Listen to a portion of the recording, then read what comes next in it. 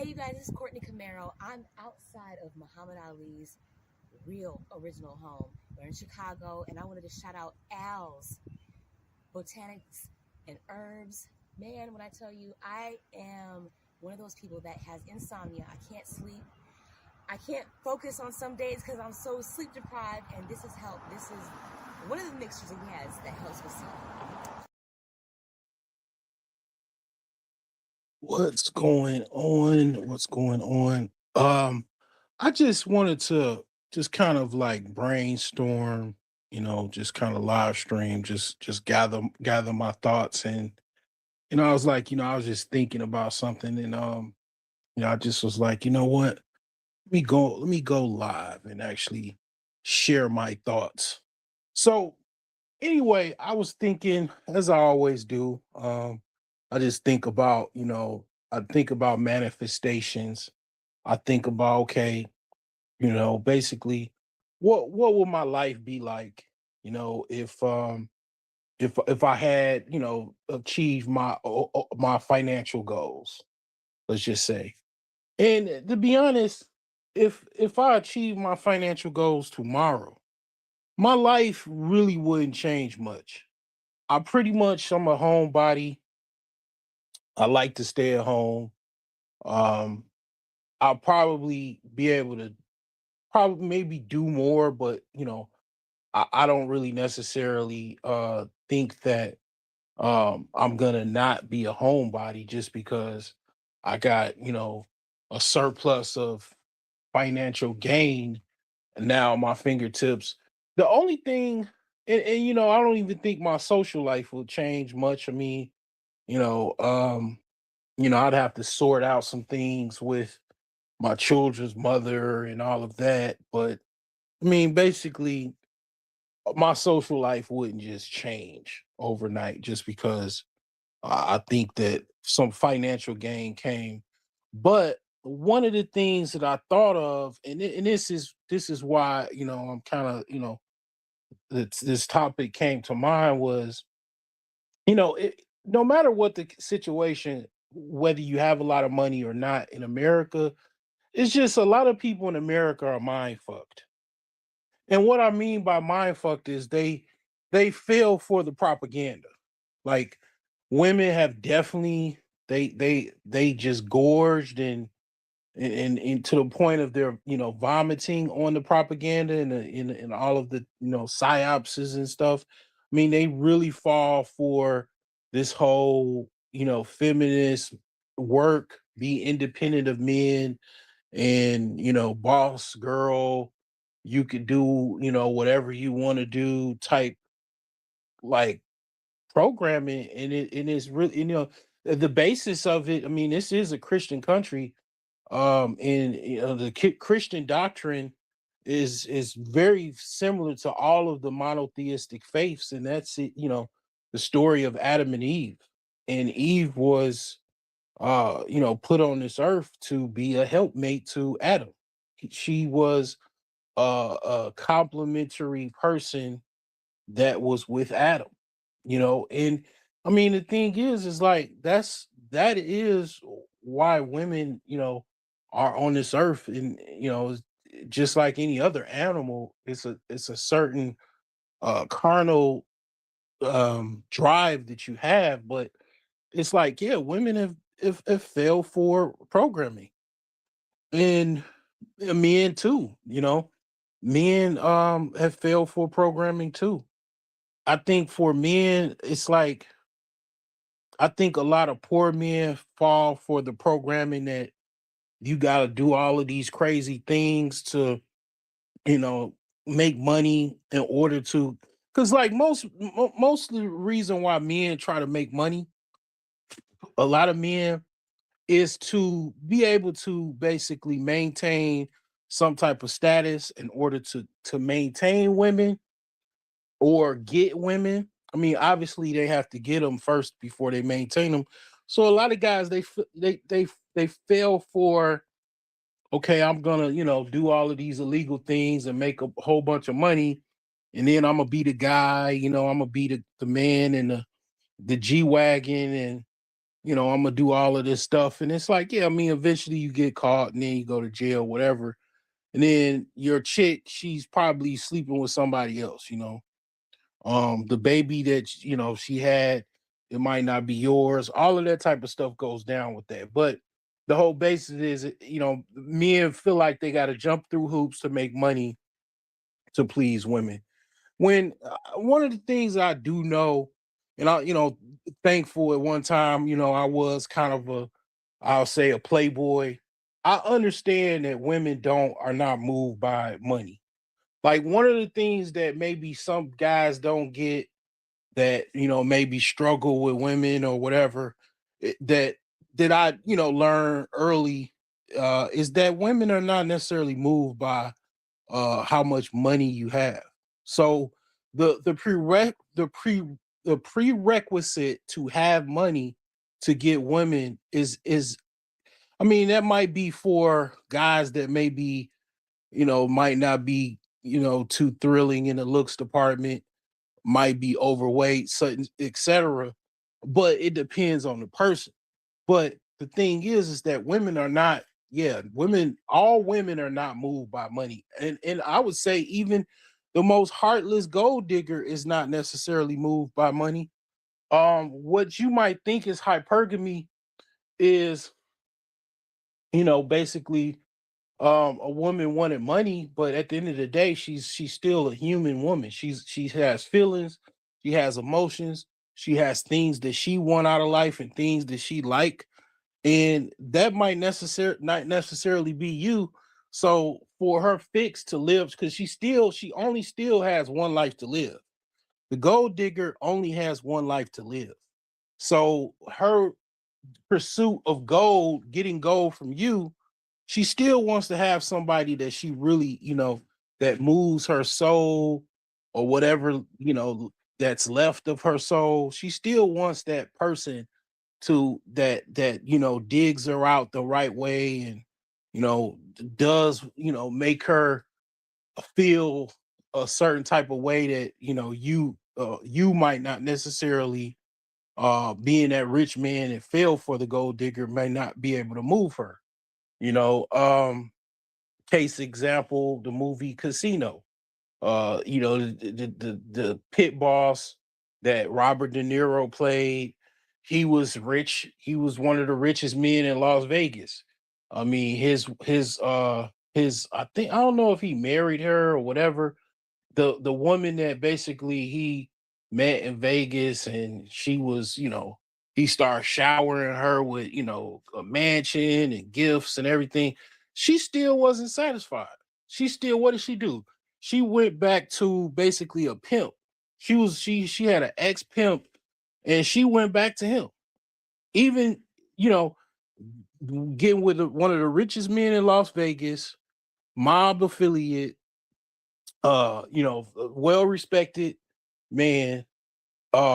She went with basically a bum that was her pimp.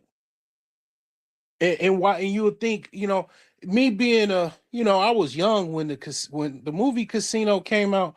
I don't know, I think it came out in the late 90s. I was definitely a teenager, and I didn't understand, why a woman would do that. But the older I got, the more I understood, kind of why women do that. Because again, women are not moved by finance. Um, it's some women that do have, like, a drive to make capital and about money and everything. But at the end of the day, I mean, they still have animalistic urges, cravings, desires, and those desires, uh, if they can meet those desires, they will. Just like a man would try to get with some chick that he likes, and cheat on his wife or cheat on his baby mama or whatever, because those desires are still there. you know um but yeah, I mean, the thing is that I don't, at the end of the day, um I mean, depending. I mean, it does have something to do with youth. I mean, obviously, uh, you can't. You can. I wouldn't say that. Okay, that theory of you don't need a bunch of money to get women. It does not. It does have an expiration. That expiration is probably in your 40s or 50s. That becomes more challenging than you know than normal. Like eventually, like you do become the old sugar daddy. I mean, like father time waits for no one. So basically, you will have to have a certain level of financial success in order to basically kind of put yourself above other men, if not nothing else. Like, I mean, I'm not saying you just, be the sugar daddy, but like you gotta at least like you can't say like you 50 something, 60 something years old and you just like you know, you can get away with being a 21-year-old slacker, right? You can get away with being a 21-year-old slacker. You going to college or you working or whatever. You young, you still got your youth. You looking all right. Probably packing. You know what I'm saying? You can drill all night. You know to the morning. Like you don't need no honey packs or Viagra's or nothing. You ready to go. You 20 whatever, 22, 25. You know you can get away with that. You can get like when you're younger, um, you can use your God given divinity qualities and looks to get women that it doesn't have anything to do with money. You know what I'm saying? Like, I mean, you know, hey, like that works. I did it. I lived it. But when you get 51, I would even say 41, being a slacker, what I'm saying, get you know, it starts to be kind of like a you start to be unsellable. Like you can't like an old car that you can't sell. Like that's what that turns into after a while. It has an expiration. So well, a lot of time when I say you don't need money, I'm speaking for men that probably are 40 and younger, which most men probably I would say that listen to me are probably 40 and younger. You know, after a while you do uh again like you do it becomes unfashionable to be 51 on some like you're a bum slacker type stuff. Like, I mean, you I think that's why dudes that's that age 40, let's just say 40 plus and are slackers and it's like um I'll say high level brokians like they're like ain't got no retirement, ain't got no savings, barely work, and got a bunch of debt. Like that's a I had to do a video on that, like the different levels of brokians, but like that's probably like a high level brokian, right? I know there's guys that exist that have those issues. I mean, might be some mental issues, some drug issues, or whatever, past issues that they still kind of dealing with. Like maybe they were incarcerated at one time, maybe they got a bad divorce, maybe a health scare. you know the point is like, yeah, I mean, though, after a while, like, you kind of a lot of those dudes, they get with like women that are like younger, but they like basically they're like kind of how can I explain this?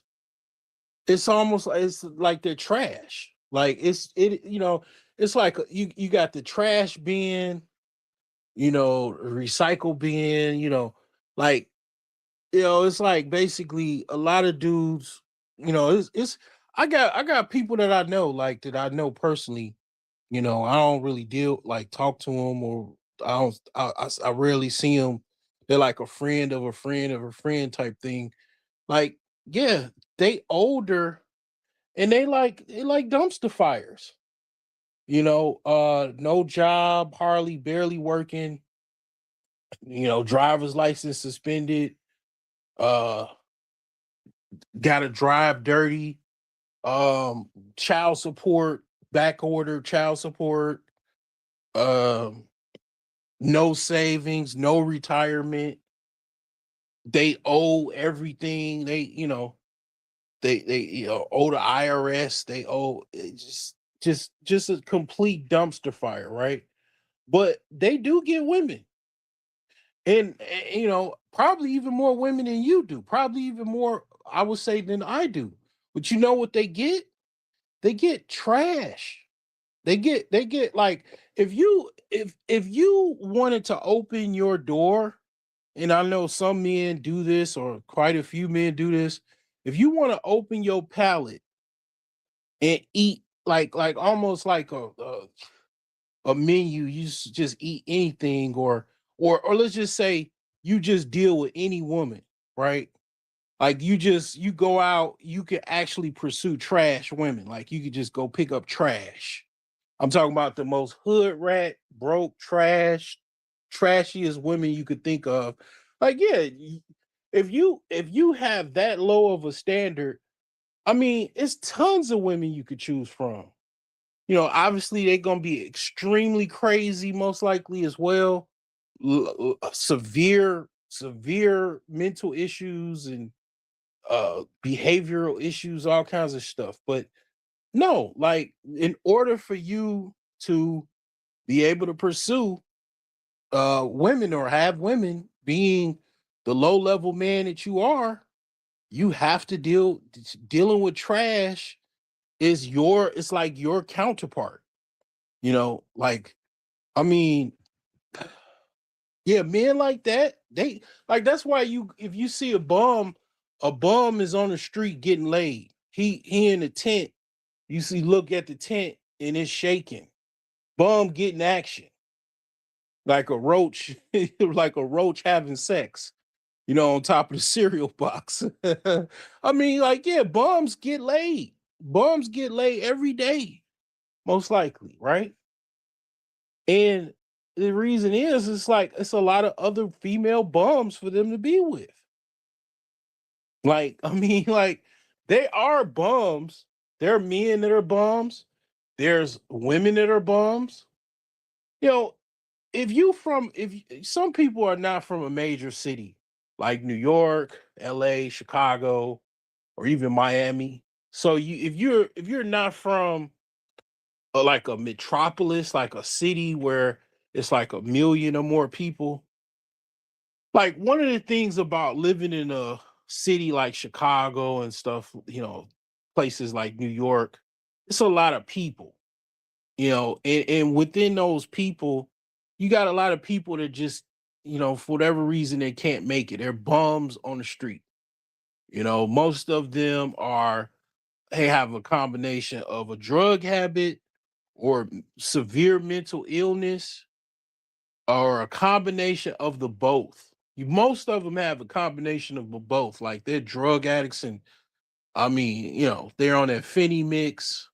They like Burger King, have it your way. Like, they might take meth, they might whatever you got. They like crack, heroin, whatever. And they just out there, and then they begging for change. And in Chicago, I mean, I'll be honest, most of the bums are black men. Most of the bums are black men, and the female bums that you see, guess what race they are? Mostly black women, and they are just women bums. You wake up in the morning, get on the bus, and go downtown or drive downtown. You will see some bums that are women, and most of them are black. women, and then you see black men being bums. And it's like, yeah, like if you open to being with bums, I mean, you have a wide you have a wider palette of women to deal with than what I would deal with.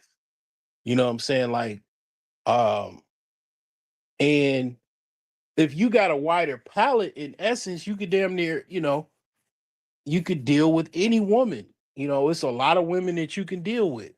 A lot of, even the women probably on that low level that you deal with or whatever in the trash bin, um, they they don't probably have any standards either, and they probably most likely, you know, they'll have sex with you right away. Probably no problems. They don't require a date, nothing. You know what I'm saying? Like, I mean, the whole thing is like basically, uh, you do have men that are messed up out here. Like they, I'm not saying you got to be some rich man, but it is an inspiration on the whole.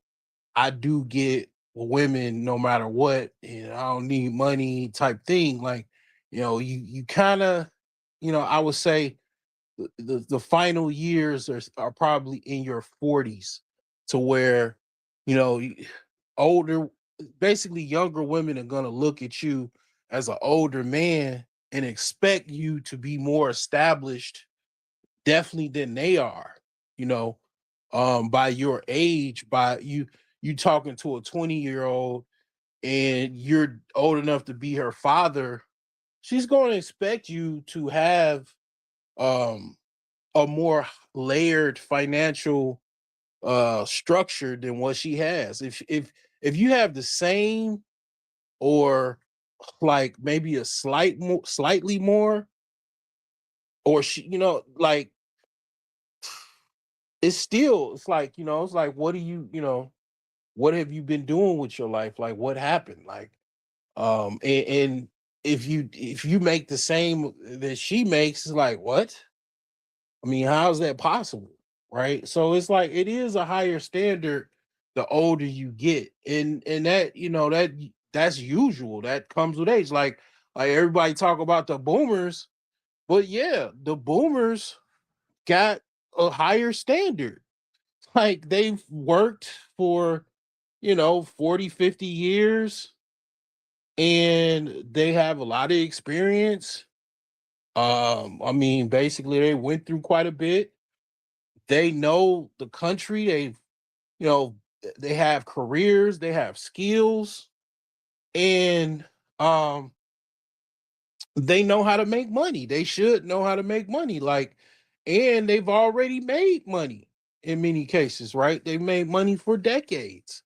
So, I mean, the expectations is yes, they are supposed to have a house. They're supposed to have, money in the bank and savings and retirement and this, that, and the third, because they've been working for so long. They've been alive for so long. Like, you've been living for decades. You supposed to have something. I mean, like you're the expectations is like you at least supposed to have at least one house that's all, mostly paid for, if not paid for, and you should be able to probably pay your cars with cash. Like I remember my uncle and my aunt and uncle, they were like, my great uncle and great aunt. And I mean, they was sitting on stacks. Like they were retired and they were sitting on money that they have already had. They paid their house cash every 4 or 5 years. My uncle, because he used to work at Ford, because my biological grandfather actually helped him get a job at Ford, and then he retired at Ford. And he would go use his discount card and buy a new Ford every 4 or 5 years. Trade the other one in, buy a brand new Ford, all cash, no credit, everything cash. And you gotta understand, I mean, old people, like, I mean, they died when they was in their 80s and 90s. I think my aunt was in her late 80s. My uncle was like in his 90s. He was in like World War II. I think he was born in like 19 uh 15 or 20 or something like that. And it's like basically back then, a lot of black people didn't have access to credit. Like, so they got used to using cash. Like, cause cash, you can't, the whole cash is king. You can't deny, well, you could, but you wouldn't get the cash. But it's like if you wanted something, you pay cash, and basically they can't say anything. They can't, they used to do crazy stuff. Like they used to like give black folks some, like, back then they call it getting stuff on time or whatever. And then they'll say you didn't give them the credit, or you didn't pay your payment when you did pay your payment. And they were doing some shady stuff. So it wasn't a lot of trust. The trust was very low. So they didn't put their money in the bank, and they didn't put their money in they didn't trust credit. They didn't trust the credit system. Like, people were getting shystered. People were trying to pay for cars, and then they'd snatch the car even though they ain't missed no payment. And they would just they would be back then. I know people, mainly white people, don't want to admit that it was actually a thing called racism, and it's going on now, and it was even worse back decades prior. And it's like, yeah, I mean, you think of the stuff they do now, like they were able to get away with it back then even more, and they were doing all kinds of crazy shit. If you think, okay, the level of like the level of hardcore racism, let's just say actually enslaving someone, that's like that's like level 10 extreme, right? Extreme level of punishment, right? Hanging people from the tree, whipping them and all of that stuff they was doing, right? And then you think, okay, well, after that, after slavery was over, it was okay. It was hanging people from the trees, and burning them, and all of that. And then it's like, okay, uh, they were still locking them up too, right? Like, there's chain gangs, and prisons was filled up, with black men, right? And it was like it's doing all that shit, right? And then you know things got lighter and lighter. And then, I mean, of course, not to mention, uh, you know, if you own property, a lot of black families down south that own property, they were literally killed for owning their property. Like, if they own land, they have farms. Like, a white mob would collectively come through the clan and just basically force you off your property. It's your it's basically your money or your life. And a lot of black folks had to, walk away from their own farms and their land by basically bullies. You know what I'm saying? So you think they wouldn't, like, okay, you paying for a house, and then they say, oh, you didn't get your payment. I didn't get that payment. Or, they just, you were paying them, and turns out you know, they were just waiting for them to come up with some idea for you to, basically get out of the property, even though you were paying. Like, that's nothing. That's told me, if you go from like level 10 to, you know doing some shit, shisty, fraudulent paperwork, and trying to get somebody to buy a property on terms, because they weren't, like, back in the 60s and the 50s, black people weren't even allowed to buy homes with them. They weren't able to get mortgages. So they had to get, that's why, basically land contracts were like popular, like back then, because black people, that was the only way they was able to buy property, through land contracts, rent to own scams and all of that. Like, so yeah, it was people that was paying individual sellers, and then they'll say, "Oh, we didn't get we didn't get a payment, or you missed too many payments, and I want the house back now, and you've been living in the house for about 5 years." They were doing all kinds of shiesty shit back then.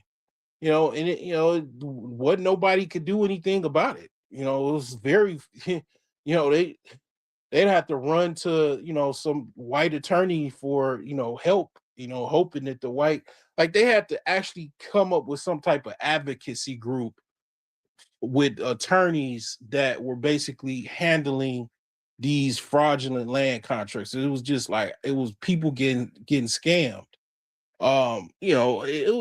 It was some I'm sure it was some well to do people that was doing fair business, but you always have shiesty people, no matter what, even no matter what racial identity. But I mean, back then, most of the white people, they were real estate covenants and things where you couldn't sell your house to a black person or a black family. Like, it was in the real estate covenant. So the white people had to, like, they had to buy the house and then come up with some private contract to sell it to a black family that had nothing to do with the banks and the mortgage companies.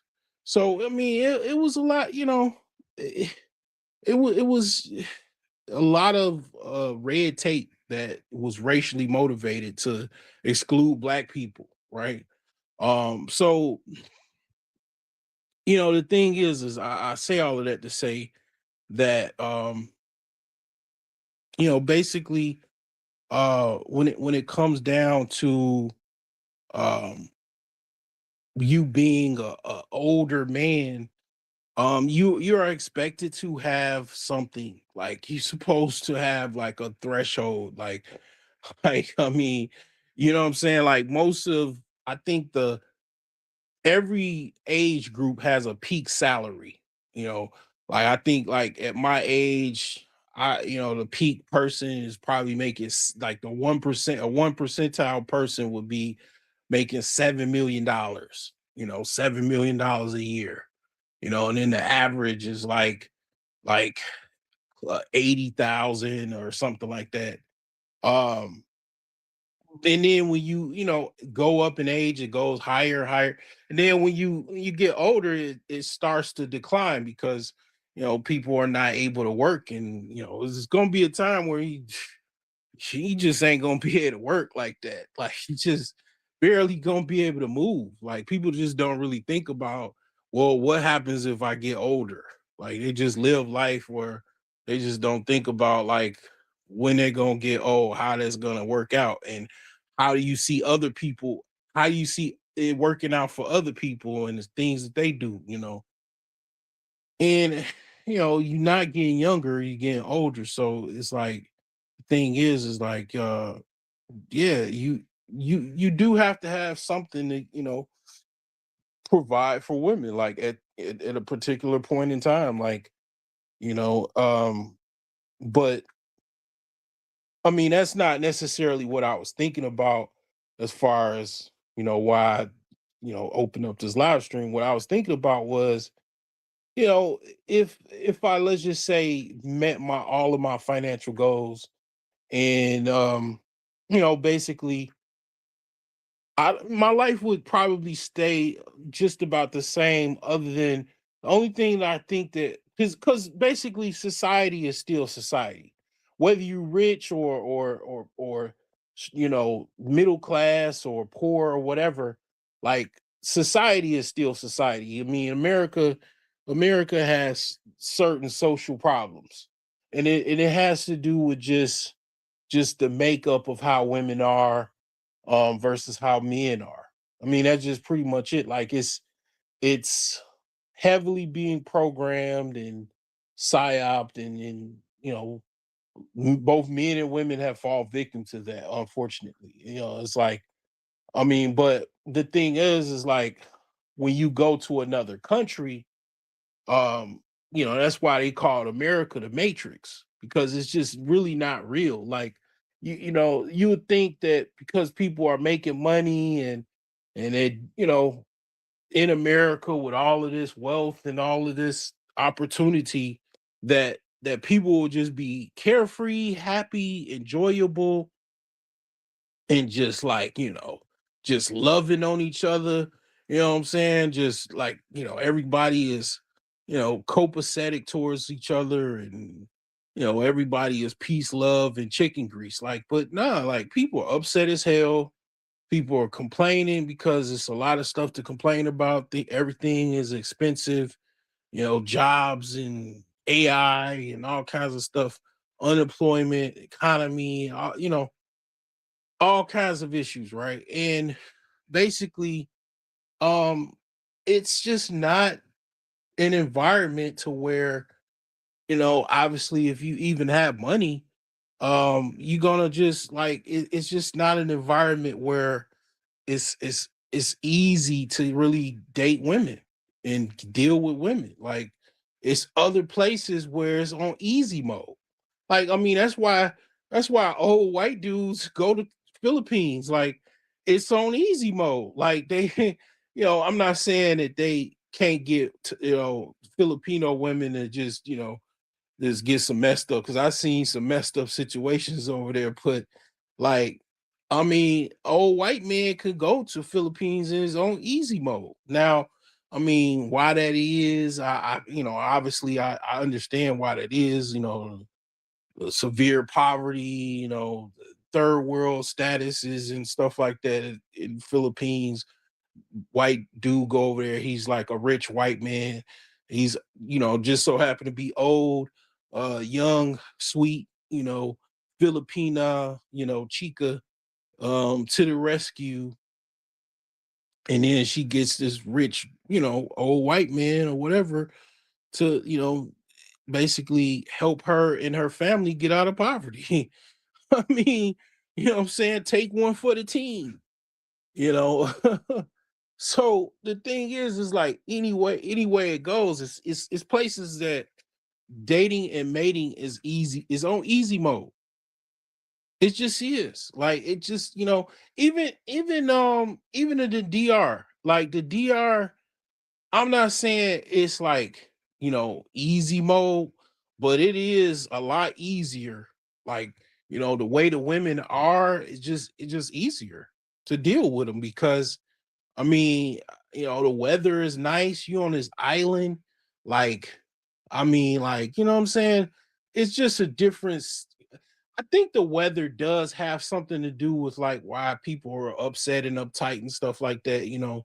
Like Chicago, and I mentioned this many a time. Like, if you go places where it's cold, the way they act versus if you, let's just say, go, like I remember being in California when I was in the Navy in San Diego, and I remember how nice people acted.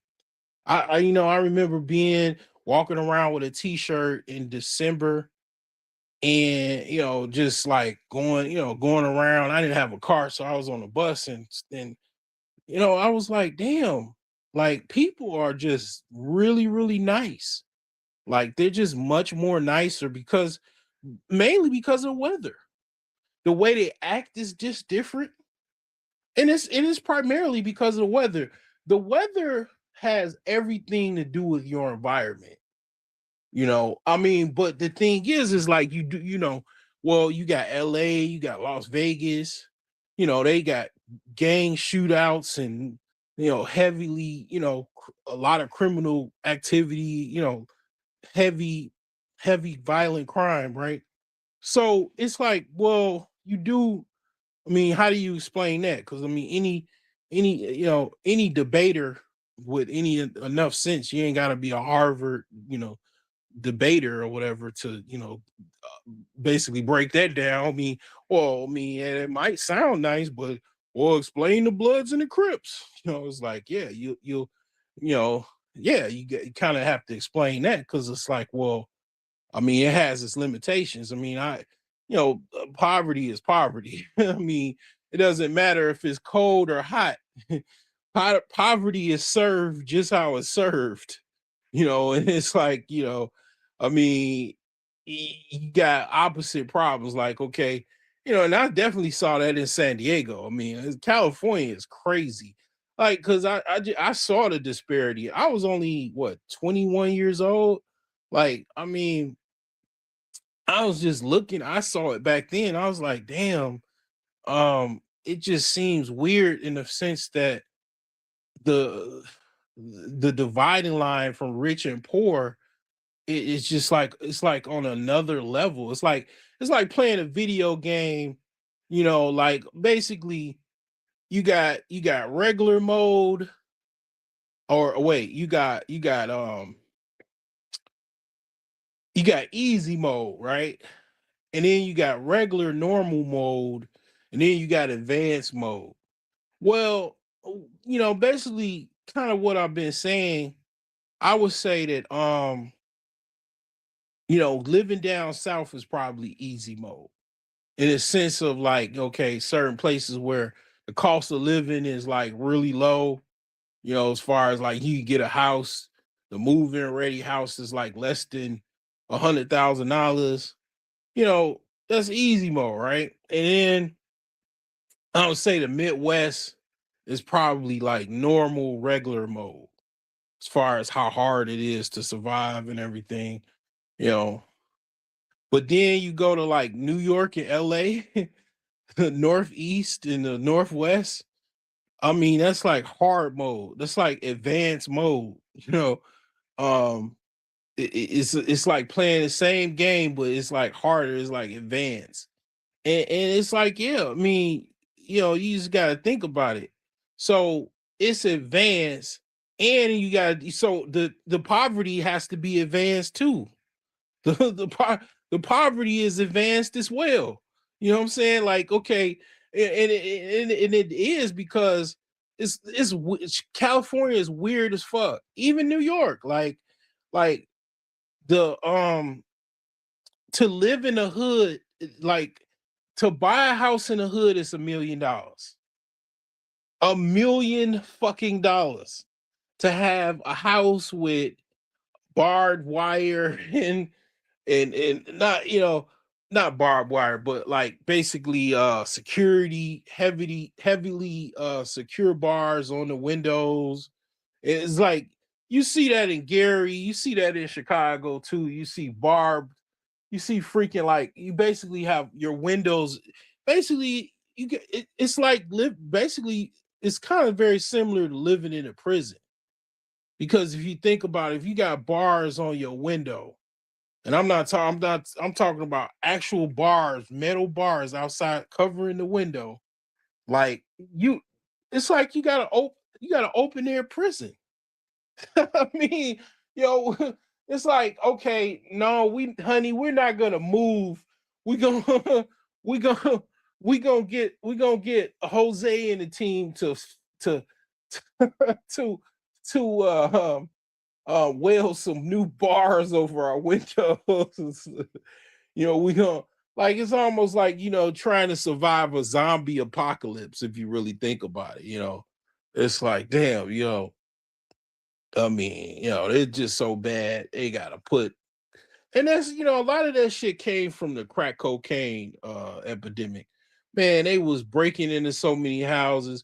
They still breaking into houses now because you got you know being a junkie is progressed. Even like it's more junkies. I mean, they just find other things to do, but like back then, you know, crack was hitting and people didn't, it was like, man, people was breaking into houses like they broke into so many houses to steal VCRs and microwaves and TVs and stuff back then because people were so, hooked on crack. Like they just I guess they just, put barb, and people was getting shot and it was a lot of shootings and stuff. They just like, all right, well, we just put barbed wires. I mean, not barbed wire, but steel gates on our windows. Yeah, it just you know the thing is that it's a lot of it is poverty based. Wealthy neighborhoods don't have high violence. They don't be having high, shootings and murders and all of that. Like Normally, well-to-do neighborhoods, even upper middle class neighborhoods, do not have a bunch of shootings, killings, burglaries, robberies, et cetera, et cetera. They don't have that much, if almost any, and a lot of it is to do with education, a certain type of spiritual foundation, and higher finances, higher access to financial capital. Even a median level of access to capital. Whether it be income, um, business profits or income, uh, you know, the investment income, whatever, and uh, poorer neighborhoods don't really have they don't have a lot of that going on. So and then you just add on, I was talking about California and New York. You add on the high cost of living, you don't get, super gangsters, um, like Crip Mac and all of them, like, just these guys trying to pay these, high price cost of living areas. They trying to survive, and the thing is that even overall, the weather is nice in a lot of places, and people are, even if they probably, on some grimy stuff, they still, believe it or not, they're nicer in a sense of their temperaments and stuff like that. Typically, they typically nice. Like even when I was in the DR, I mean, they were nice. Like everybody mostly was nice. Like I had some incidents, but they were like it was kind of just goofy, like kind of like they were just frustrated. Like this one cab driver was driving me around, but I didn't know where my apartment was. I forgot where it was, so he kind of got frustrated. Um, trying to drive in a circle, trying to find an apartment. So, but it was like understandable frustration type shit. Like, and the thing is like that was like one incident. I mean, overall, I mean, it's like mostly everybody I could say was nice. Now they are grimy, and I don't trust them because them. I mean, those like people from the DR are like literally descendants of pirates. I mean, I'm talking Pirates of the Caribbean. Like they is grimy. Like they have a certain level of like kind of bravado. I mean, they Spaniards and French and uh, Haitian Revolution and all of that. Like even Haiti at one time occupied the Dominican Republic um at one time, but like I mean, I just say all of that to say if my situation changed, I still have to deal with these feminist women in America. I'd have to, deal with all of the, brainwashed people that are in America under the matrix system of, I guess you can call it capitalism. And a lot of the women and men are disillusioned. Like it's like they're almost like in a spell. And the thing is that in that spell, whether you have a lot of money or not, like you kind of have to a certain extent, it's so bad that you have to go out of you kind of have to get out of here and travel. And that's one of the major things that I probably would do if I had, the ability to do so. I wouldn't permanently leave, but I would be just doing a lot of traveling. Like, I know there's people I know personally, like, I mean, I don't know them personally, but I went to high school with them. Like, they, had some type of little come up and they, do some stuff and they, make money or whatever. And they probably got, six figures or more, or, if not more. And they travel regularly. Like, probably every few months, you know. Um, Even one of my cousins, like distant cousins, he goes to like Thailand and Vietnam. He does a whole Asian tour, like like at least once a year. You know, he don't have no kids though. He's like a little bit younger than I am, but he just kind of like a spinster, and he go do his little Asian tour every year. I work with a dude that he just travels about twice a year normally. Like he'll go to Colombia, he'll go to the DR, and then go right back to Chicago and work. Being I think he's a gym teacher. Like he just do that. He just travel, like for a week or longer for twice a year, get his fix and go right back to the matrix. Like it's people that's literally doing that. Like because it's just a lot easier to do that. And that's just it. It's not, I could make excuses, I can bring up all kinds of shit, but it's just easier. It's easier to deal,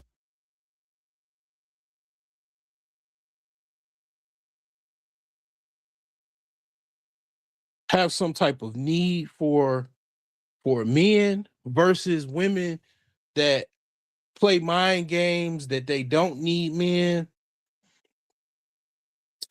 and it's just easier. And that's what I would be doing. Like that would probably be the biggest change, because my life, I don't see no improvement as far as like I mean, I'm still gonna be, you know just the same type of person I am, which is pretty much an introvert, homebody, and basically only thing I could think of is, I mean, obviously cars and the where I would be living obviously would be a drastic change.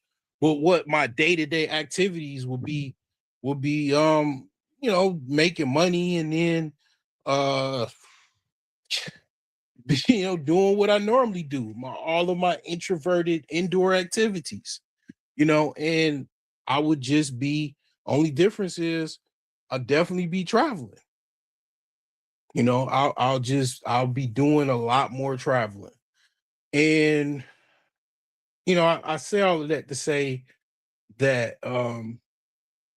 yeah, I mean, it's still, no matter how much money you actually have, you still have a problem with the underlying, I would just say, modern women, like the women that are just how they are now. It's just different. Even in my lifetime, I starting to date in my 90s. I mean, like in the 90s.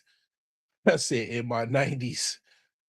In the 90s, the women how they were, you know, basically that would be Gen X women, um, and how they were in the 90s, you know, 2000s even, to just how the millennial women and the Gen Z women, the even how the Xers,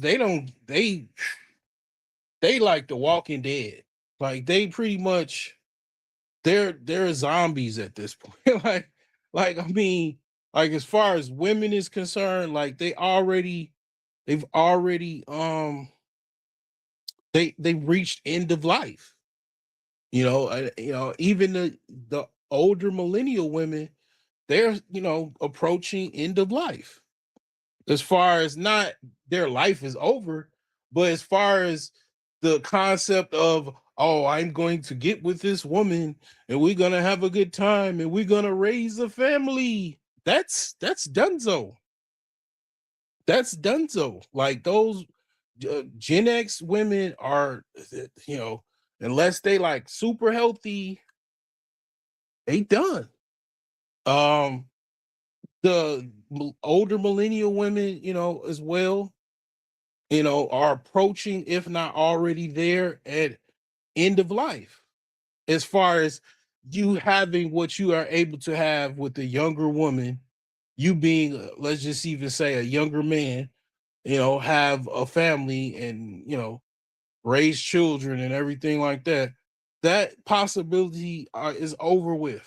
That concept is over with in the eyes of Gen X women, older millennial women.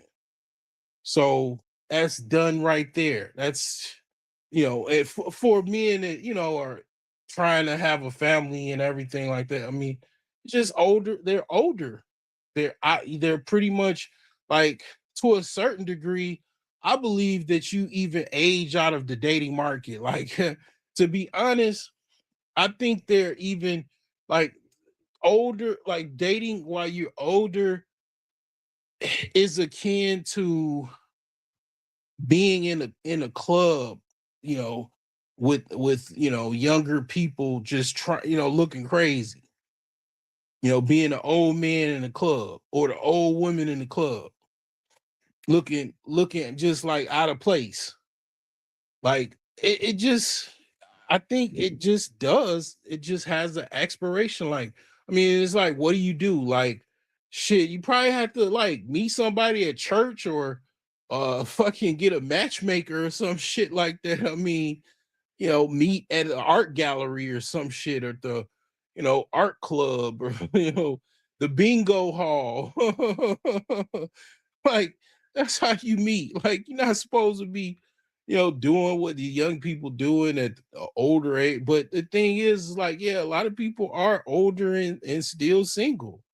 And the thing is, it's like, you're dealing with, when you're dealing, if you even wanted to deal with a older millennial woman or Gen X woman, you're basically dealing with, it's like dealing with a Marine Corps with 1,000-yard stare that did 2 tours in Fallujah and Baghdad.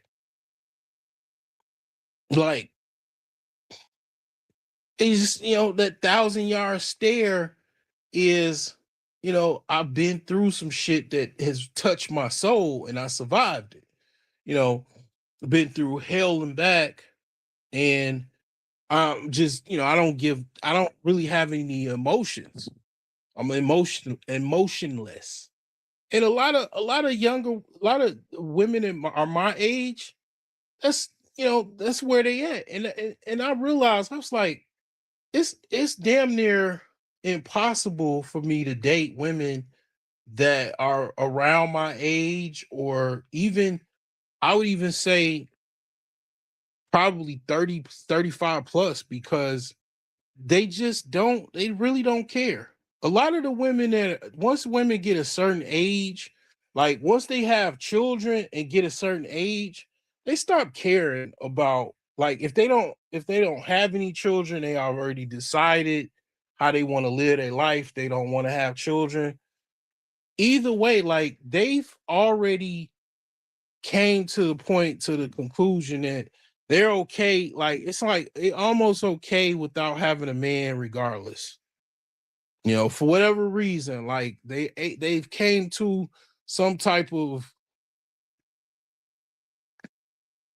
conclusion that they're gonna be by themselves, and they've already prepped themselves, and they don't really care. They don't, I mean, in order to want something, you have to kind of care about it. Like, you have to have some, like, if you really think about it, right? If you wanted something, think about it, follow me. If you want something, you kind of have to, if you really want it, right? You kind of have to care about it, right? The fact that you want to actually have this that would be in your care, right? You have to kind of have to care about it, right? you know I mean, so it's like, you have a lot of women, they just don't care. They've already had a lot of sex from different men, they've been in different relationships with men, and they've gotten children or two, or what, or more, and they dealt with multiple men.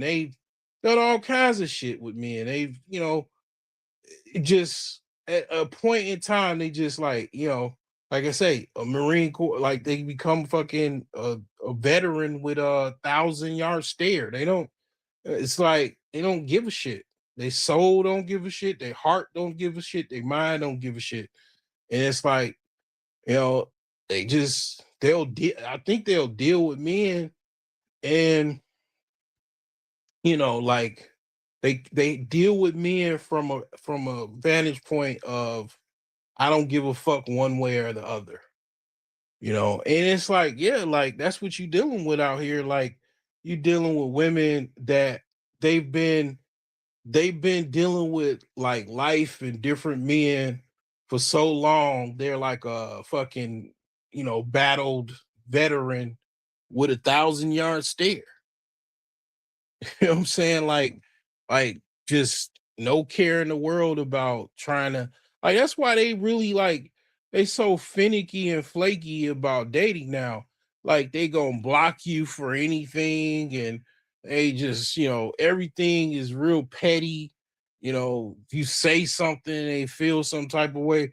It's so like fragile and petty, because they don't give a shit. They don't give a shit about men. Like if a man pursues them, will they probably try to take them on or whatever? I mean, maybe have some drinks and smoke something. Like, yeah, they'll deal with men, but like they just, it's they're flaky, and just don't really and then a lot of them, another thing, they have other men. Like the fact that like dudes really think that women, they really don't know to the degree of how many how many women actually already have dudes. Like the amount of like the percentage or the amount of women that have a harem of men. They have different men that they have sex with, or they have at least one or two men, or at least one that basically they've already had sex in the past with, that they can't have again, or they they already regularly are having sex with said man or groups of men at any given time. And you're thinking, damn, dating, and I'm trying to have a good time. I'm trying to get to the cheeks. She had her cheeks she had her cheeks busted the night before y'all went on a date. She ain't told you. She just looking for, I think some what women do is the dude that they're dealing with, they know he's not gonna marry them. They're having a good time. They even enjoying the sex. The sex is great, but they know that's pretty much the limit, and that's the sky. Like they're not that dude that they're with is not going to one marry them, and also probably is not going to even be able to take care of them or even help, substantially with the household bills, right? The expenses. So they're looking for someone else to see if the grass is greener on the other side. And that's another thing that I found, and you know that's kind of, I think, what the whole dating app stuff it I mean the whole dating apps is, because once I realized, I was like, a lot of these women on these dating apps, they're just using these dating apps as like a possible plan B. And once I kind of realized that, I was like, oh, this is what this is now. This is what this morphed into. Like I remember when the internet, like, kind of before social media, um dating apps was a new thing. And it was like it was basically, it was like the party line, of like the 1990s and late 80s. It used to be like a party line where you call this number, and it was like the equivalent of like a Google Hangout, or a YouTube panel, right?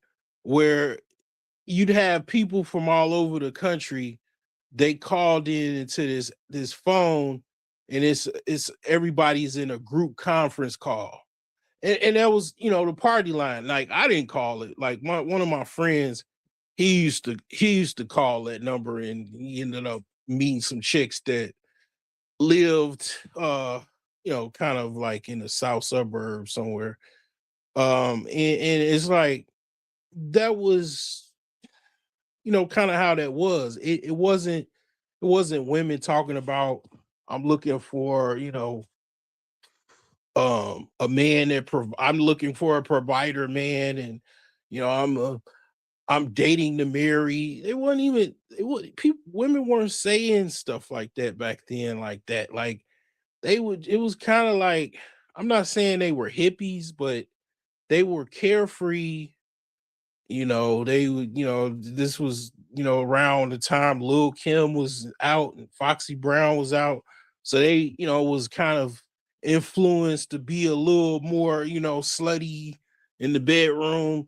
So it was like, it wasn't like this thing now, whereas, it's just all these instruction codes, and all these, things where it just seems like hard mode, like easy mode to hard mode, like. And it's just like, yeah, like, it just, people go other places, and it's just easy, it's easier.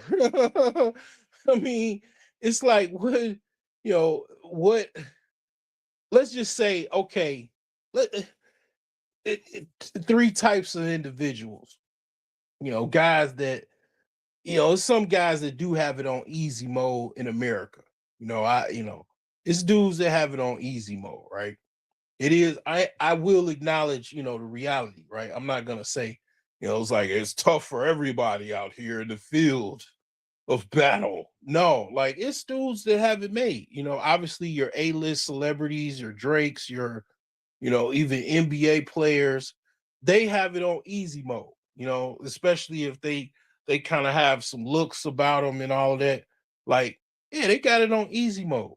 They got a male celebrity is going to be probably the apex person in as far as like in a sexual male hierarchy. The A-list rich celebrity, with like, let's just say model-esque looks, is going to always be like the, basically top. It's like the top of the food chain, the top of the male hierarchy, is that dude, right? And it's like, yeah, it's some dudes that, they might not have the fame, but they have some looks. They have it, yeah, they have it easier. I mean, they do. They have it, even me, like, having height, certain look about myself, rare traits about myself. Like, yeah, like, I mean, I've gotten looks, I mean, what I'm saying? I notice, like, women of all races look at me. And that's when I know I'm in, like, when I'm healthy and I'm looking good. I'm like, damn, like, it's just like, it's kind of like a woman that she knows she's fine, and she's trying to see how the dudes react. She's trying to see, like, how kind of she notices how men react to her, obviously. It's like, yeah, it's like dudes, certain dudes, yeah, they pay it, they understand, they pay attention. You know what I'm saying? And it's like, yeah, certain dudes, they have it. You know, especially if a dude know how to talk. Like if it, like I ain't gonna lie, one of the things that really kind of like really tripped me out about like just myself, like, and I know it's like something that you just it almost seems weird, and it almost seems like, you know, like what the hell, like it just seems weird, right? But um I don't really like um I don't really like talking to strange, I don't really like the whole meeting process. Like, I'm really shy. Like, I don't really like to approach women. I don't even really approach women a lot of times. I'm just shy as fuck. And I'll even admit I have a fear of rejection. You know what I'm saying? So a lot of, like, I have to really go out of my way, and I have done it plenty of times, but I'd have to really go out my way to like speak to a chick in public. And, you know, especially another thing, I don't like people staring at me. Like, I'm in a room with like 50 people, 500 people. Like, I don't like the fact that people be staring at other people, like staring at me, and while I'm trying to talk to one person. I don't know. It's like it sounds weird, but it's been, man, it's been like man, that right there will limit the hell out of you as far as trying to, date or whatever. Because it's dudes that I ain't gonna lie, like it's dudes that really don't care, and they just like talking to people in general. They just more social. Man, they man look like I mean they ugly dudes, and stay getting laid because they just be talking. Like, women are very talkative creatures. Like if you can basically be, you could teach yourself to be like a flirt. Like, that's like, hey, women draw into that. Like, now they call it Riz, but be a Riz, they call it a Riz god. Like, um yeah, that's a skill that, pretty much a lot of dudes don't really understand. That is like, it's like almost having a secret, like secret gem, like to like a it's like a rare trading card that's like really valuable. Like, you know, um having the ability to flirt, like, or knowing how to flirt, not even, getting out of your shyness or being reserved, and getting out of that, and just knowing, just, what I'm saying, just knowing how to flirt, and actually flirting like that will land you. I mean, you'll have so many women on you. Like, you have to shoot them away, because like women just, they do like flirts. They do like men flirting with them. Like, they like men that talk shit, brag, and not so much brag, but just like, just flirt. It just it I mean, it just a proven like technique. It goes back like like probably since the beginning of mankind. Like, women just really, like, it's almost like, even if a woman don't really like you like that, like, and she might be really,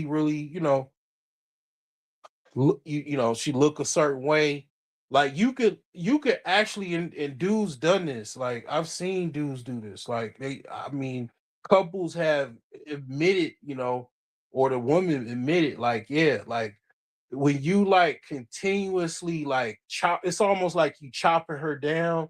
Like, when you just keep flirting with her and keep saying stuff, and like let's just say over the course of 6 months, you just chopping it down, like she's you the security guard, and she works at the corporate building, and, you know what I'm saying, you tried to get at her, but you just keep, you keep on, like almost chopping down a tree. You just, hit her with some little, words, say all kinds of stuff. Like she going home and she thinking about that. After a while, like maybe, you know, different times of her life, like women actually think about the men that have said things to her. Like after a while, she might be, yeah, like you don't know, like going home, playing with herself, and thinking about the possibility. Then over time, next thing you know, y'all going out on a date, and um, what I'm saying? You get to know each other, and then next thing you know, you win. Like, I mean, and it's like that's the like I ain't gonna lie, like the power of flirting. I mean, man, I mean, even if you marry, you still, flirt with your woman, like, what I'm saying? Like it doesn't stop, So the thing is um that is a superpower. I ain't gonna lie. Flirting is a definite superpower. But I mean the thing is at the end of the day, um, it's just other places just it's just easy mode. It's just on easy mode.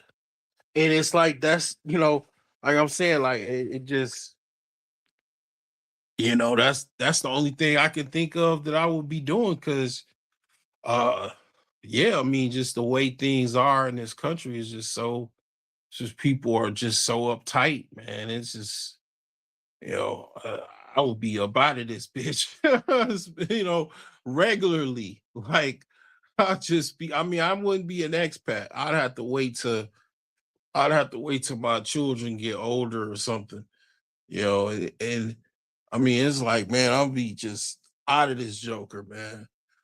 I mean, I just don't see it. Like and I will say, you know, once I did it once, I mean, it was expensive. Like when I went to the DR, I spent probably easily over 2 grand, easily over $2,000, and that was just a weekend. And the thing is, like, shoot, I mean, I know that's what I'll be doing because, shoot, I mean, once I saw like you know, just it just was a man, just a different part of the world. Like it just tripped out, man. The experiences is just crazy. But yeah, like I would be out of this motherfucker. Like a regular on the like probably I mean, shoot, I'd be gone for definitely some like weeks, probably a month. Um and just be gone, man. Especially if I lived in a place where it's cold. I mean, yeah, I'll be in the winter on a beach, like just. I mean, that's the only thing I can think. Cause I mean, like my actual behavior patterns of like what I do normally, like what I'm saying, is just being by myself. But I mean, eventually, like I mean, I will say probably eventually be with somebody. I mean, I'll eventually be with somebody. I mean, it's I you know I always got women. Like I mean, I mean, you know, it's kind of like a revolving door. But I mean, it's like whether I have a woman or not, like I just like being home in the house, just chilling. Like you know, I mean, it's just I don't see anything like trying to. I won't be trying to do anything. Like I see dudes like they get money and I don't know. They probably was social then. I'm just not really no social dude. Like I be seeing certain people, man. They be going to the strip club. They be going to the club. They got their chains on. They all in the club, and I just don't.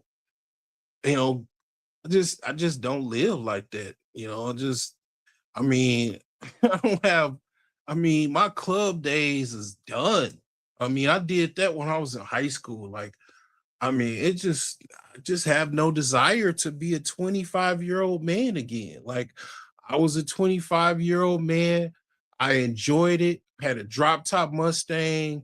I was, you know, speeding on Lakeshore Drive, freaking, I mean, I had sex in the car in the back seat. I mean, I didn't motherfucking did everything I possibly could. I didn't race Ferraris, and Lamborghinis, and because when you got a sports car, everybody wants to race you. Everybody wants to drive fast past you and all that shit. So it just excites people on to want to even race you. But like, yeah, I didn't did it to the max. But I'm not 25 anymore. Like, I'm not trying to be, I don't have any desire to extend my 25-year-old self into eternity. Like, nah, like this is an old square corporate dude that know how to make money. Want to, I just have the, general desire to, to have a nice luxury estate, house, like mini mansion, cars in the driveway, every car imaginable, car stacked. Like I've seen one of the things I will say, like I used to, when I was doing cable, I got to experience a lot of like rich people how they live. Like I had to install cable inside mansions and stuff. People had mansions and shit. Like I remember it was one dude, but he was in debt. He had a mansion that he had a tennis court in the back, a pool. He had a sauna in the basement, and he had like these Audi RXs or R8s or something. He had them stacked on top of each other in the garage. He had like one Audi on top of, another one car. He had car racks in his garage. And like the extended garage, with high ceilings and like kind of garage, like mechanic garage style garage for multiple cars. And it's like, man, I mean, you know, I, I mean, I've seen how people live. Like that's, that's I don't see no different. Like as far as how I would want to live, or where I would live, and stuff like that. I mean, I'm not saying I'm gonna have cars. I'm gonna have racks of cars and shit like that. But I don't know. I don't know. I might have 3 racks of cars. Have a motherfucking Ferrari, a Lamborghini, and a freaking a Spider or Bugatti, or how does a dude say a Bugatti? Have a Bugatti in in on the bottom. I mean, like, what I'm saying, like, I mean, it just after just normal shit. I mean, it's not like, I mean, at my base behavior, yeah, I'll be balling out of control, but at the same time, um it'll be a situation where my behavior won't change. How I am, just be a rich dude in a mansion, just chilling. Like, just, I mean, like, I ain't gonna, like, I'm not a social dude. Like, I don't know, like, I never really been. Like, I don't know, man. I just always been a loner. I mean, I've had friends, but people, man, always, kind of turn. They people just kind of change up. It's no incentive, for a dude once a dude change. It's like, man, you go separate ways, and that shit just, it's almost like a cycle.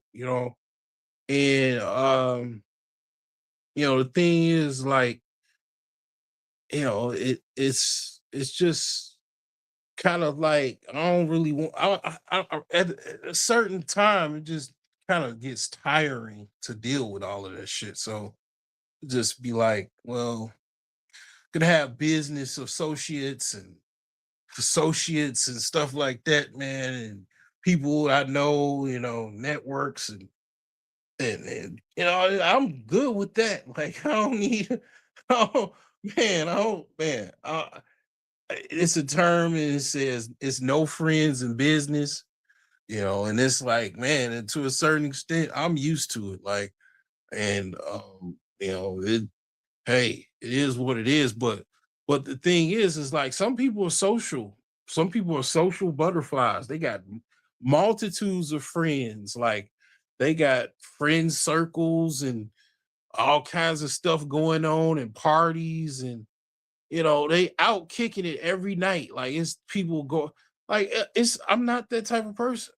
I'm the opposite of that. Like I've done things like that. I've had a good time, but at the core of me is just, solo dolo or with someone and just chilling at home. Like, like that's how, that's how I like it. Like, you know what I'm saying?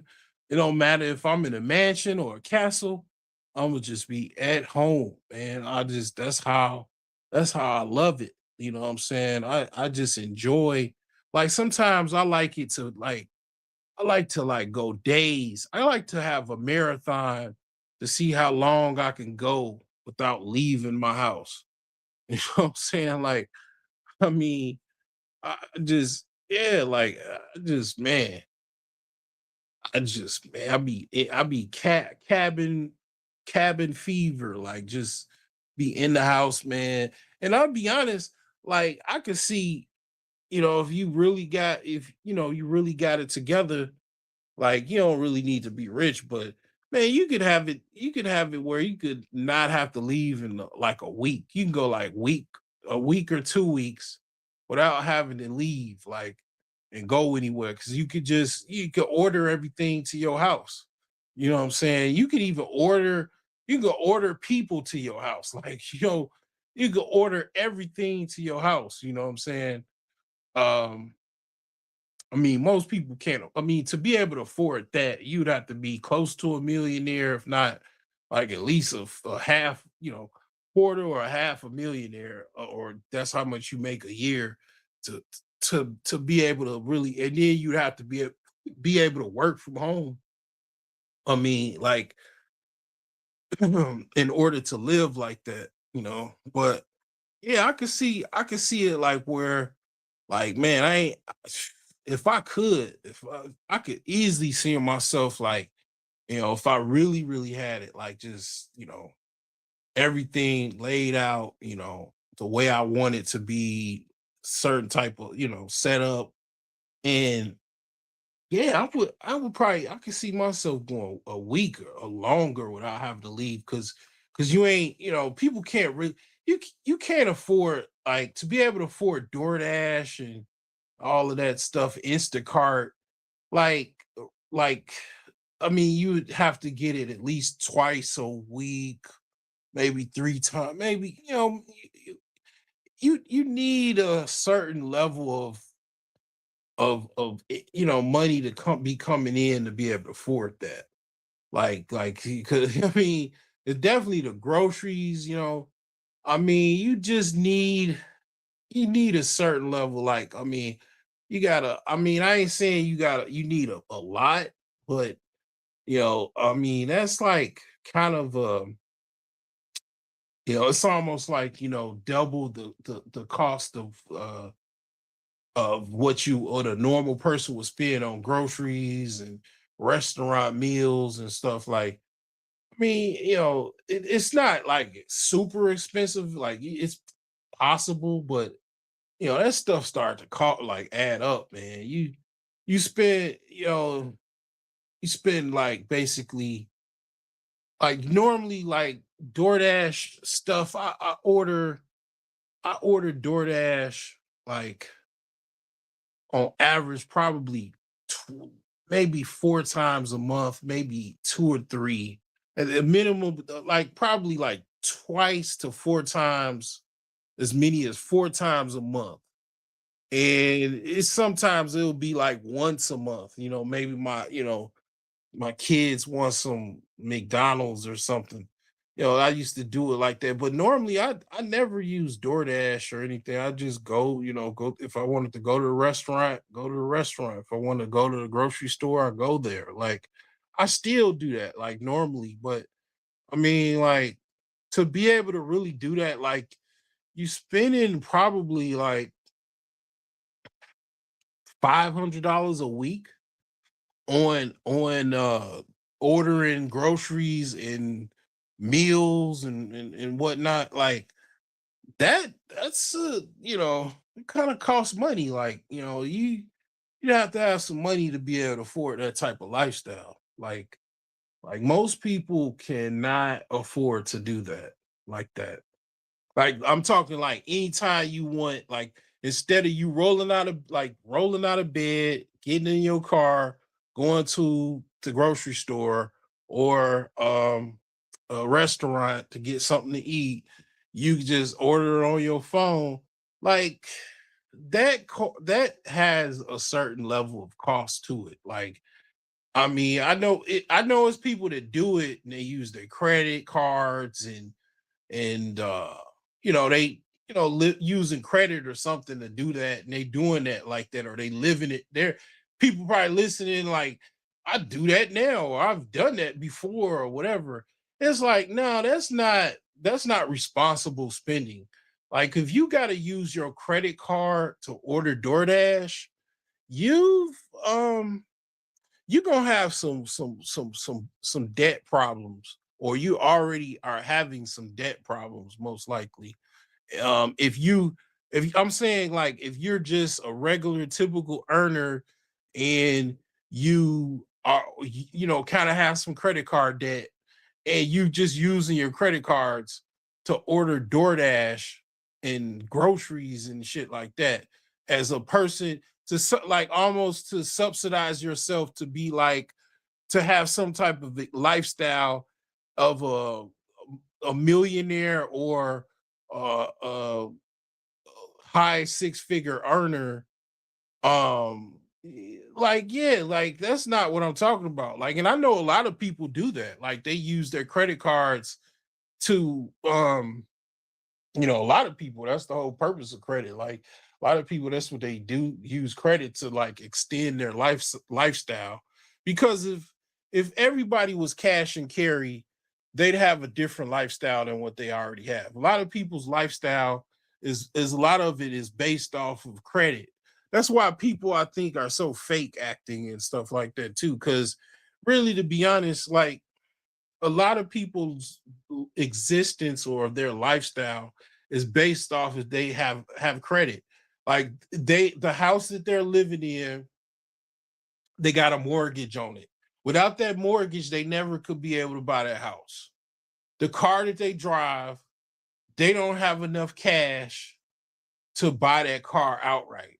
So they have a credit. So they wouldn't be driving that car if they had to pay cash. So you got the car, the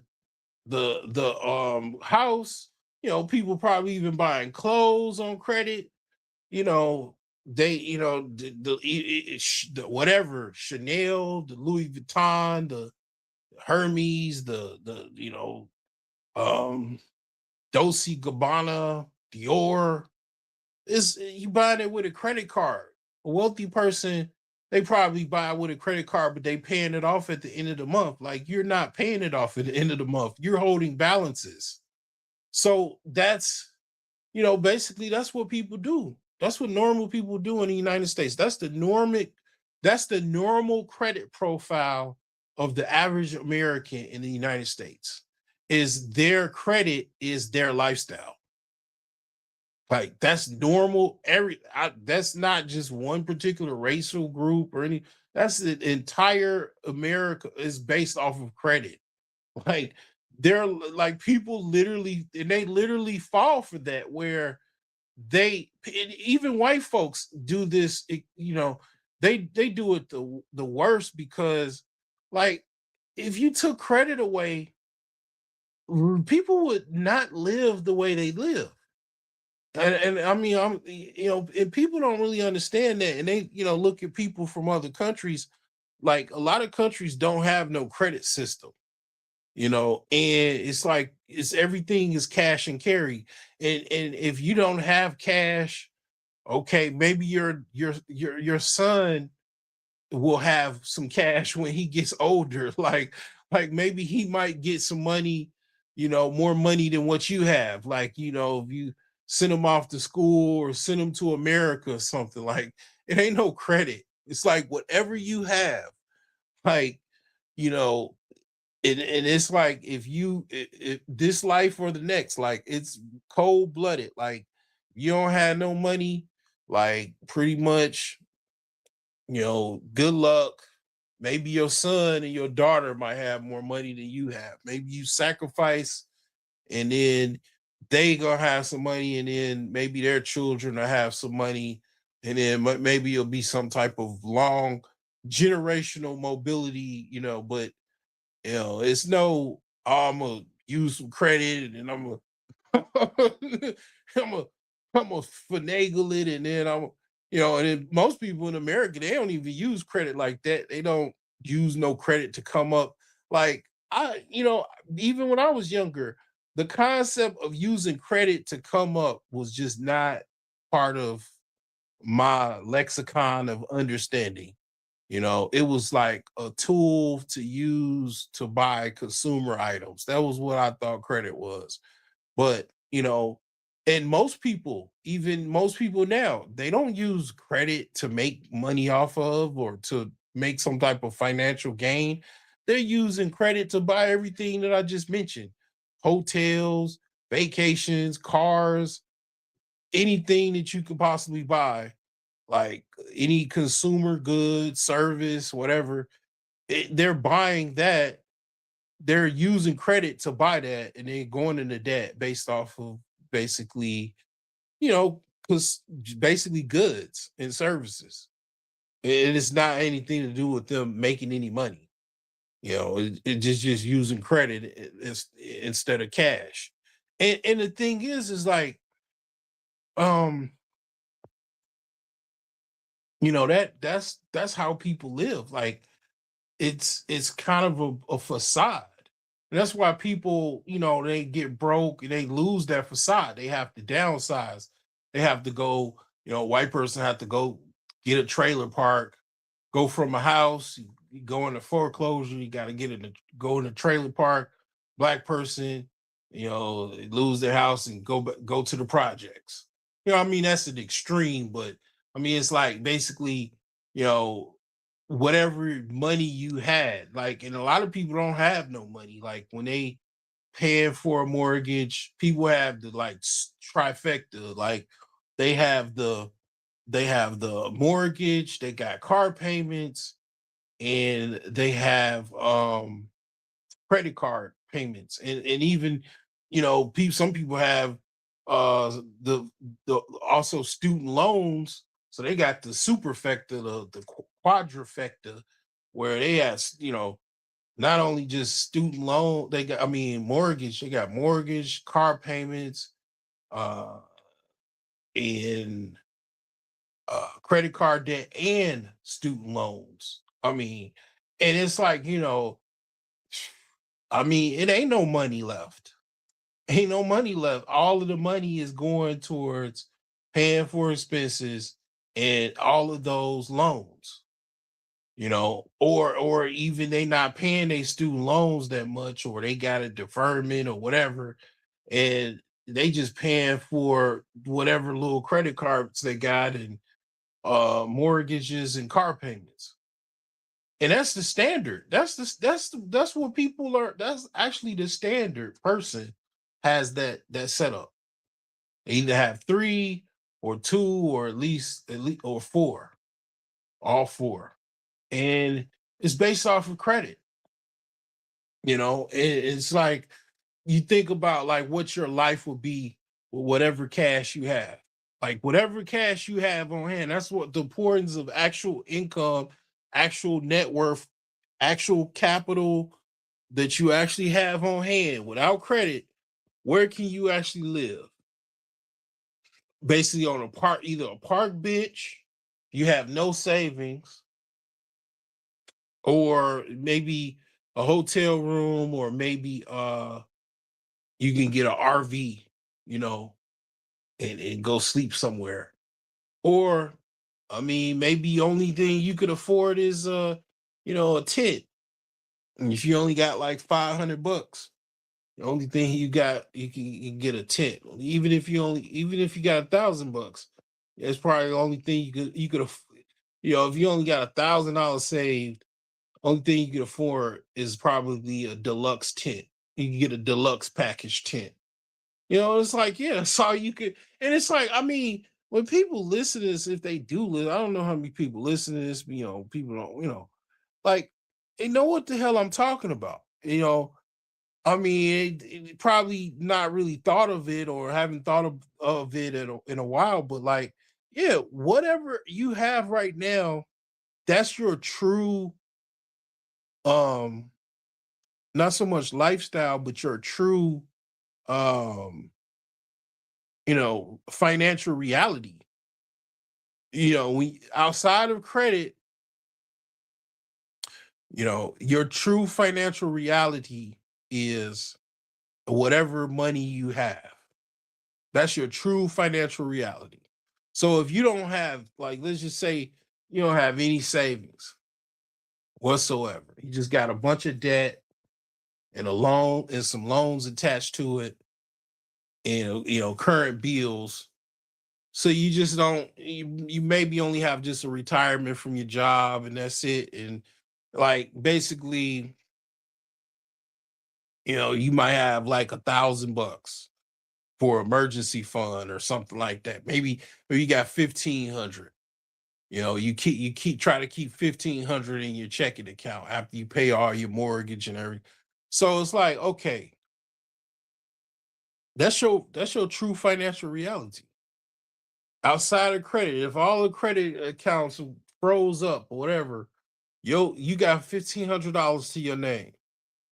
Your true financial reality is you have a deluxe tent outside of the freeway, or wherever your tent could be stationed, without any law enforcement or officials disrupting where you spend with your tent. And it's like, when you tell people this, it's like that, it's like they understand it. You can't say I'm wrong, but it's like, this is what people do. Like, they, and this is how the rich get richer and the poor stay poor. It's like a game. It's like, you know, people get caught up in it. And it's like, this game is set up for you to lose. You don't see that? Do you see that? It's set up for you to fucking lose, and can basically basically be consumed and be caught and consumed. Yeah, that's why they call you consumers, or call people consumers, right? Because, like, basically, this system is set up for you to kind of, yeah, it's almost like to, eventually, if you, okay, let's say if you buy a house, which the average age of people buying a house now is, like, I think in their 30s, which is old as hell. So you buying a house and you, like, already kind of old, right? And damn near 40. And then, okay, after about 30 years, you're 60, in your late 60s, and then you got a paid off house. Your house is paid off, okay? You throw a little mortgage paper burning party, all of the people at your job, or your office, show up, and then you guys have like a luau set up. You're not retired, but you paid your house off, okay? I mean, like, spent 30 years paying this house off. That's 30 years of your life gone. And okay, yes, you paid the house off. Okay. Your true reality is you do own a house that's, like, let's just say it's worth $200,000, $250,000. Okay, great, excellent. But you're old at that point. you had to live, you had to give up 30 years of your life to make that a reality. I mean, I'm just saying, like, the average person doesn't think, oh, I'm 70 and people when they envision their life, they don't envision their life being 70. Like whatever they're thinking, like when you dream at night, you don't think unless you actually are 70. Like if you're, let's just say if you're 30 or 40 years old or 20 years old, when you dream about yourself in a dream world or you're fantasizing whatever, you're you're not thinking of yourself as a 70-year-old enjoying your Mercedes truck or your um Ferrari or Lamborghini, you know, drop top. And you're not, when you're dreaming, you're not dreaming that you're this old man doing that. You're dreaming that you're your youthful rich self at whatever age you are. That's what you're dreaming of.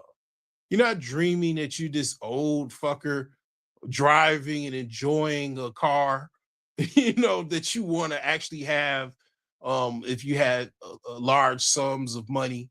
Like, so the idea of being this old man paying his house off and then you actually having a financial reality that you have some type of, not liquid asset but hard asset that has some type of, value, right? um the thing is like,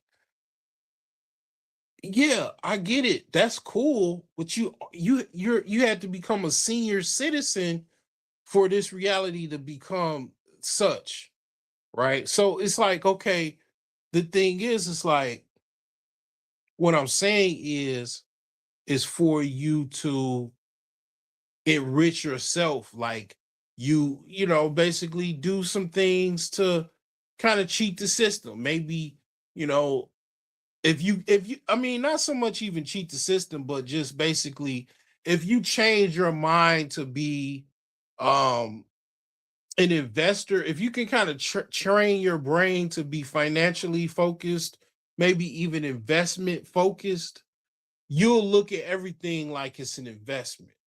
I don't look at credit cards like I did when I was 18. I look at credit cards as a possibility to basically flip houses, to flip cars or whatever, to basically make money off of. I don't see them any other way. I don't look at it like, okay, I'm gonna buy me a Gucci belt with this credit card, you know, for my birthday. No, I don't look at it like that. So um, the thing about it is the goal is to make the money, to build momentum, and the best way to do that is to, you know, invest, and get some type of sizable return if possible. And it's like, you know, being a worker, you just don't have, it doesn't work that way.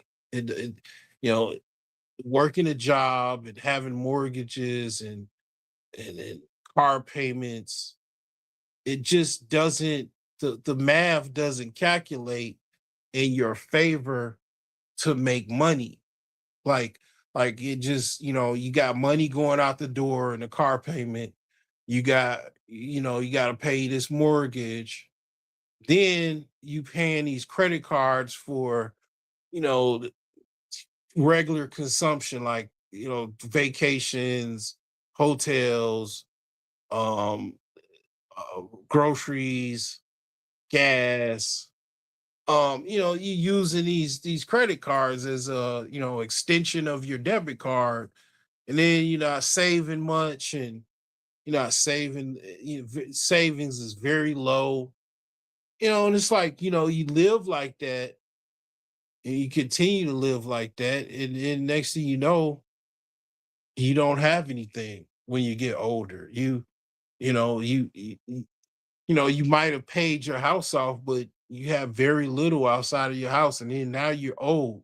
You really can't hardly do anything because you're pretty much old. You don't have much time left. Like literally, like you running out of time. Like, I mean, okay, you got to a point where you got old and you got money, which that's fine. That's cool. I'd rather be an old man with money without than a old man without money. Shoot, I mean, hands down. And it's not like every boomer got money.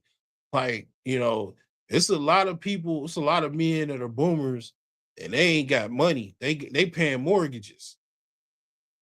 They still working.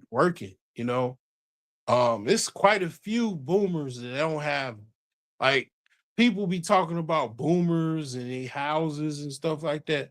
Like all boomers are balling out of control. All boomers are not balling out of control. It's some boomers out here struggling.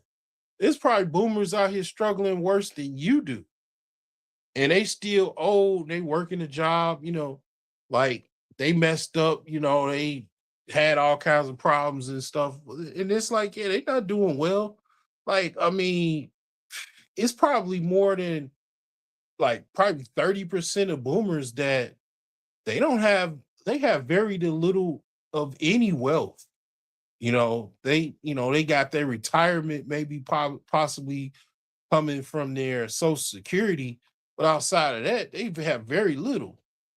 They don't have hardly anything, because they just kind of, blew up everything that they ever had in life. They got mortgages and car payments and taxes and all kinds of problems. And, look up, a bad gambling habit, next thing you know, they don't have anything, when they get older. And they just, they do have social security, but outside of social security, they don't really have hardly anything.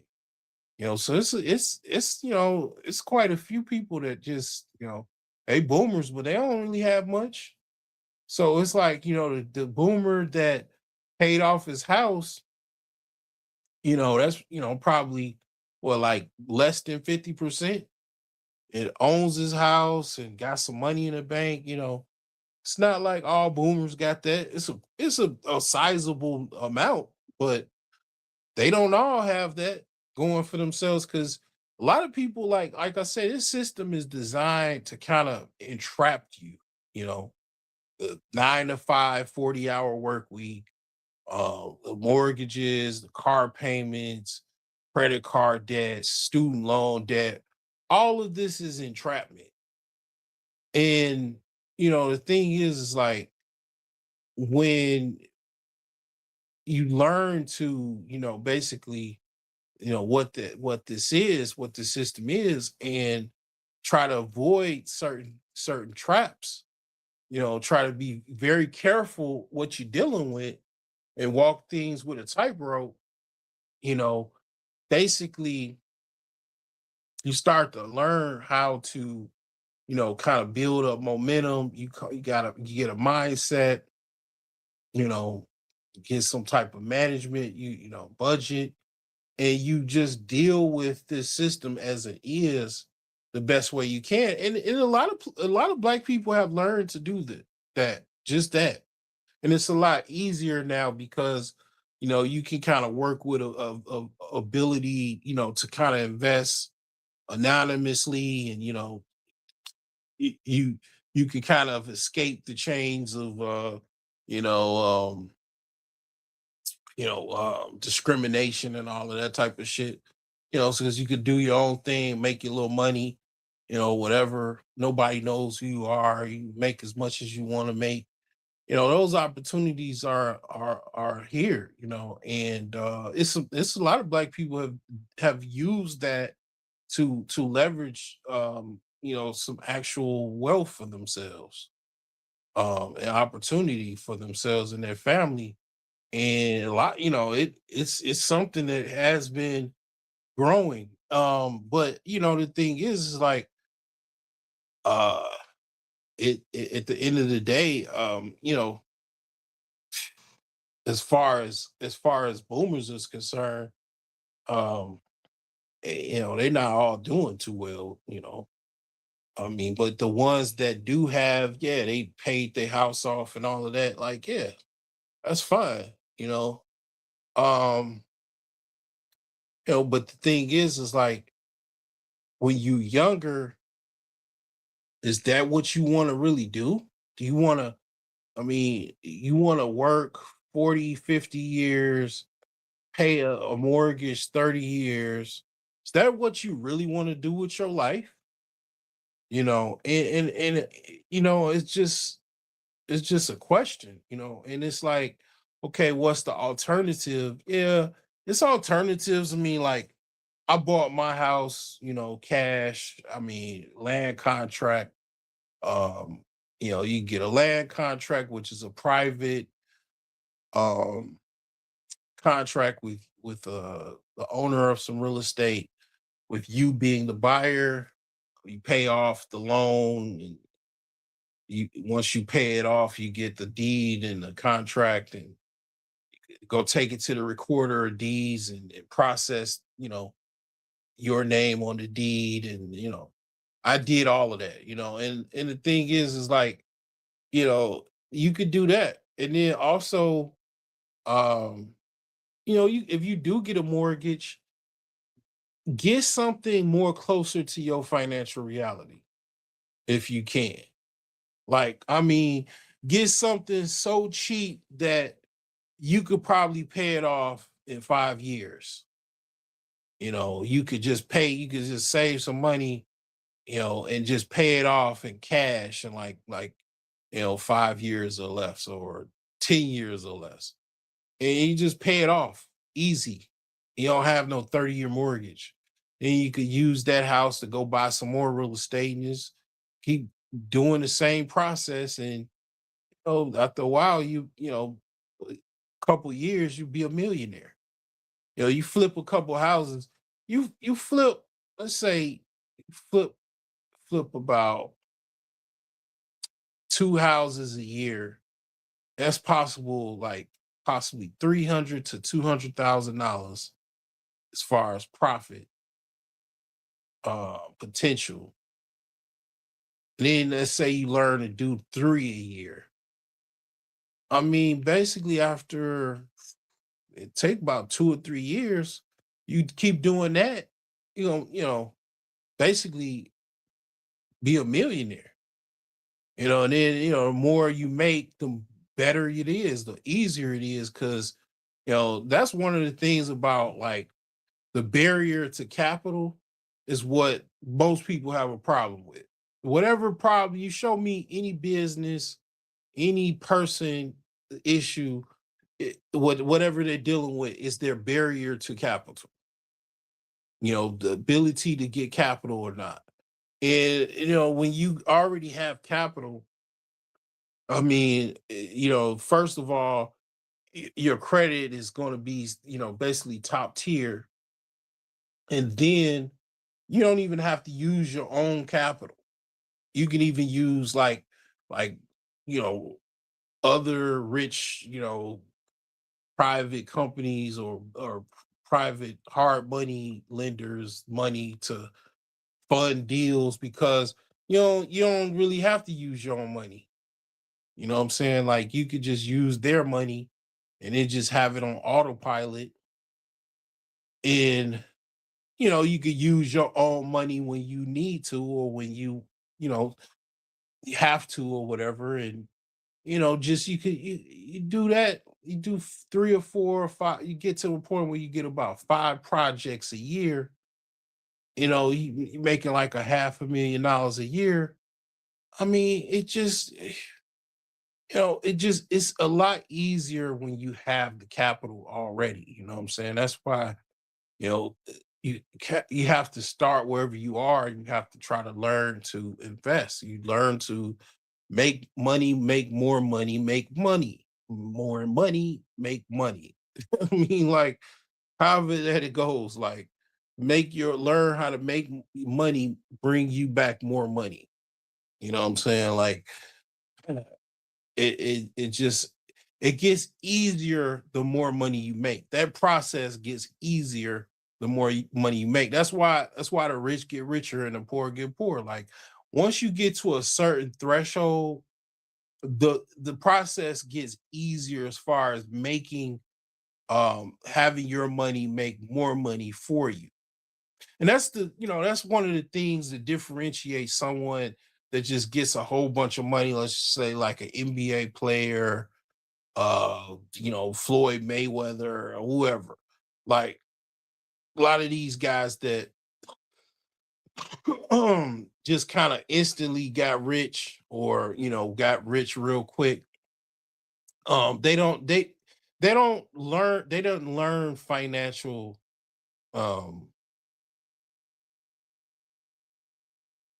literacy, or they didn't learn anything about personal finance or management, debt management, budgets, tax preparation. They didn't learn anything like that. So they depended on other people to do that for them. Some of those people got scammed or whatever, but they don't really know anything about that. They just know how to make the money. They just try to make the money and then just try to keep that going. Then they spend money, and it's like, yeah, it gets to a point where that's why they end up losing. They go back to being broke because if have to file bankruptcy because they they depended on working like a working person. They had a working person's mentality. They had an employee mindset, and that's all they learned from their parents. So they learn work, make money, spend money, have a good time, go back to work, keep working, spend money, have a good time, pay bills. That's all they know. And that's the typical worker. That's all the typical worker needs, really. Maybe save a little to the side, but like that's the typical format. Like that goes back to like almost, it's just a, very standard mode of operation from an average everyday individual. Like that mindset. And it's like when they get rich, they sign the contract, to play baseball, football, basketball, or be a, rapper or singer. They still have that same mindset. Okay, I work, I do whatever I do, I make money, then I spend it, have a good time, enjoy it, and then I go back out to do it again. Like, see, the problem with that is the problem comes obviously you can it's only it's not like you're going to it's possibly going to be a time where you're not going to be able to go out because ain't nobody going to be trying to depending on who you are, you you might not be able to get people to um come see your shows anymore, if you're a singer or rapper or whatever, so you know that cycle ended, that money cycle ended when you stopped working, because you wasn't using you wasn't that cycle doesn't stop if you have a cycle, an investment cycle. Okay, an investment cycle would be you got money in a oil well in Oklahoma, and you get in proceeds every month, or you got some money in a ETF fund or dividend, a spread of dividend stocks, and okay, you making like $100,000 off your dividend stocks in a month. Like it doesn't stop with that. Like you don't like you that to make that $100,000 from them dividends a month doesn't require you to have to put on any pads, put on any uniform, or get out on stage and rock the microphone. it doesn't require you to do that. It's already invested. The companies that it's invested in, they're making money. So they give you the profit. The profit comes from that those companies. And that's, one avenue. Real estate.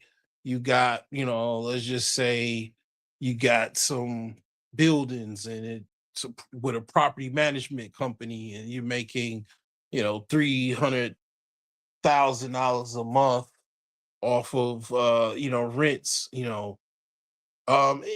those things, you know it doesn't require you to have to dribble a basketball, catch a basketball, or you know baseball, or hit a baseball, or sing or rap or whatever. Those things don't require you to do that. I mean, no, that investment model or business model does not require you to have to put on pads and tap dance or whatever. It doesn't require you to do that. And it's in perpetuity because basically, as long as the property is valuable and people are able want to pay rent and desire to pay rent, and need a place to pay to live, they're going to pay those rents. You will collect them and make money, make a return. And that's it. I said perpetuity. You can die, your children can assume the property, and then they could collect rents. It's like this world, this is an old world logic, but it's it's something that the elites know, and they program their mind. They program their child to have an investment mindset. Um, because that is the wealth mindset. To have that investment mindset, that's the key. That's the key to the art. You know, having that investment mindset, because you don't look at things like the average person or average worker bee looks. You look at the world just as it is. You know, you got the wealthy, and then you got the poor. you know, and it's some things that the poor people think and the poor people do, and it's the things that the wealthy people do. And it's like, okay, what do the poor people do? Right? They don't invest. They just work. You know, they don't even think that they have any money left over after they work. Because their idea is you work, and then you pay your bills, and if you got a little bit left over, have a little fun with it. And they learn that from their grandparents. The mom and dad, they go back to the cabin, and sharecropping and slavery. That's been going on. That mindset is old. That's an old mindset. That's an old. I'm just talking about the black community. That's an old slave mindset. Sharecropper, you know, working on the farm, working, have a good time when you get off work, listen to some music, and, shuck and jive, you know, that goes back to that time. Like, and it's like, black people still, they don't understand, how deep and embedded, that mindset and that cultural, um, almost like, epigenetic, like like DNA modeling in your brain to follow that type of like culture, or way of living is programmed into you, almost like, to live like that, you know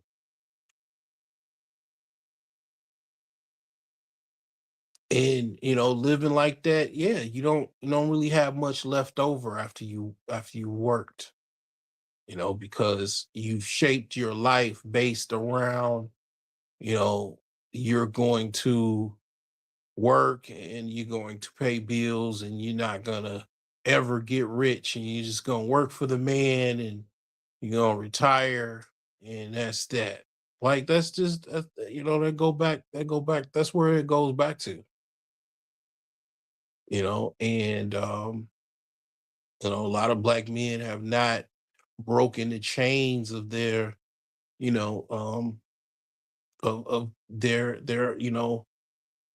slave master. Like they have it's like they have a chain, like they have a lock in their mind. Like I remember like they used to sell these little like artistic paintings, like at least in Chicago, that's where they used to sell these little paintings. These look like kind of like artistic Afrocentric artistic pictures. Will have like the black man, he's holding the earth up like he's like Zeus. He's holding the world up, he's holding the black man and the black children and the black woman up, and it's like a Zeus character. Then they had like this other painting where it was like a picture or whatever, a portrait, but it was like a painting, and it had a man with basically a lock inside his brain, like a black man with a lock inside his brain. And he had he was and he found the key or whatever. He had the key to open that lock.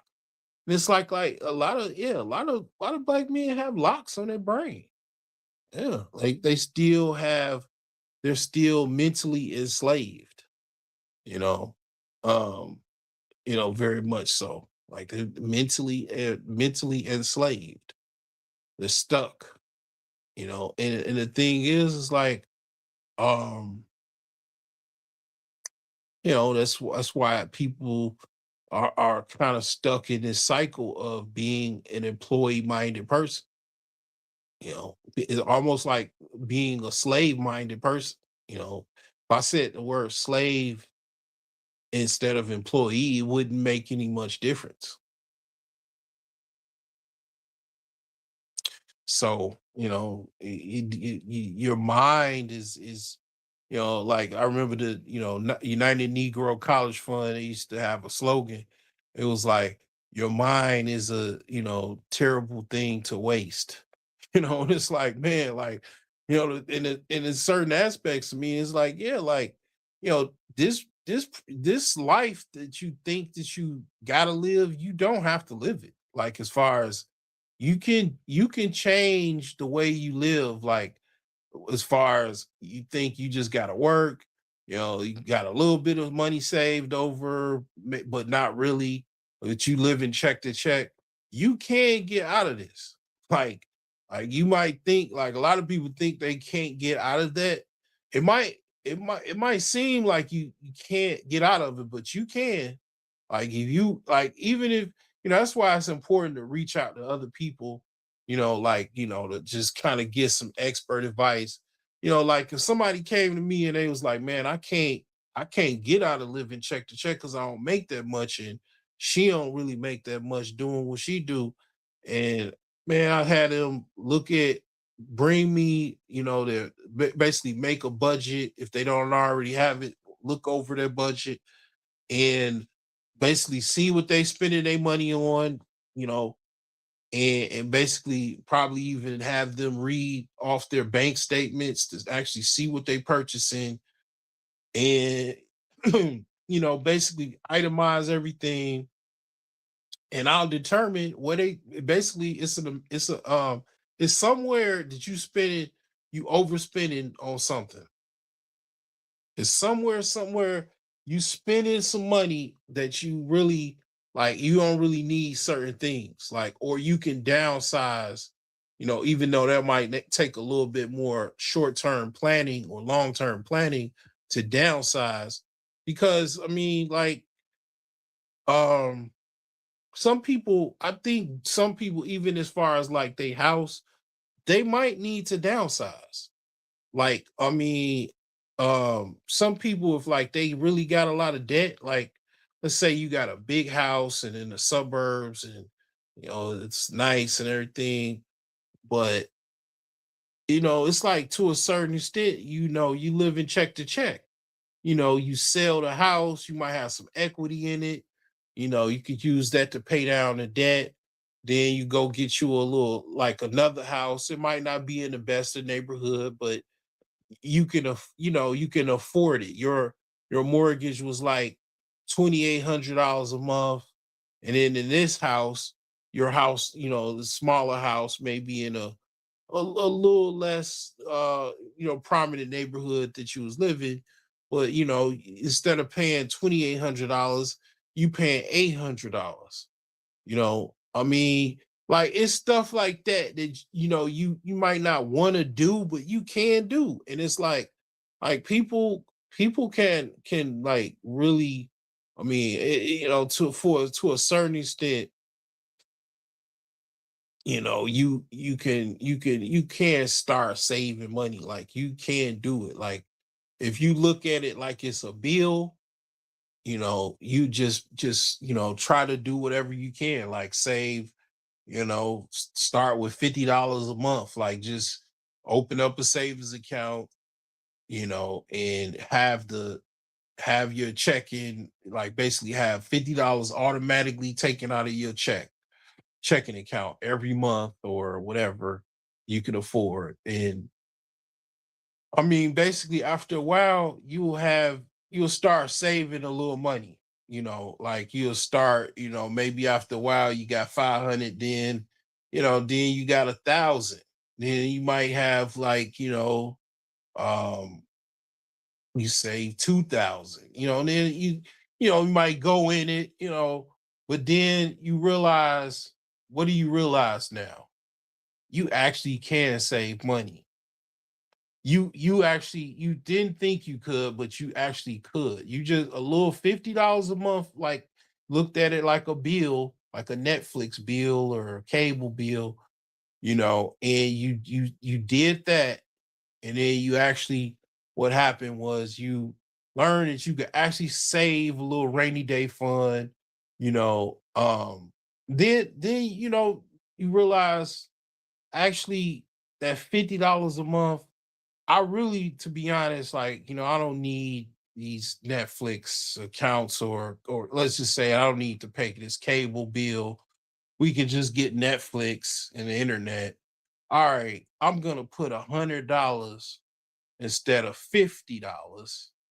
Then next thing you know, now you got more money coming in. You got more money you saving. You buy the millionaire savings plan, and you start, just doing the millionaire savings plan challenge. You got 2 grand.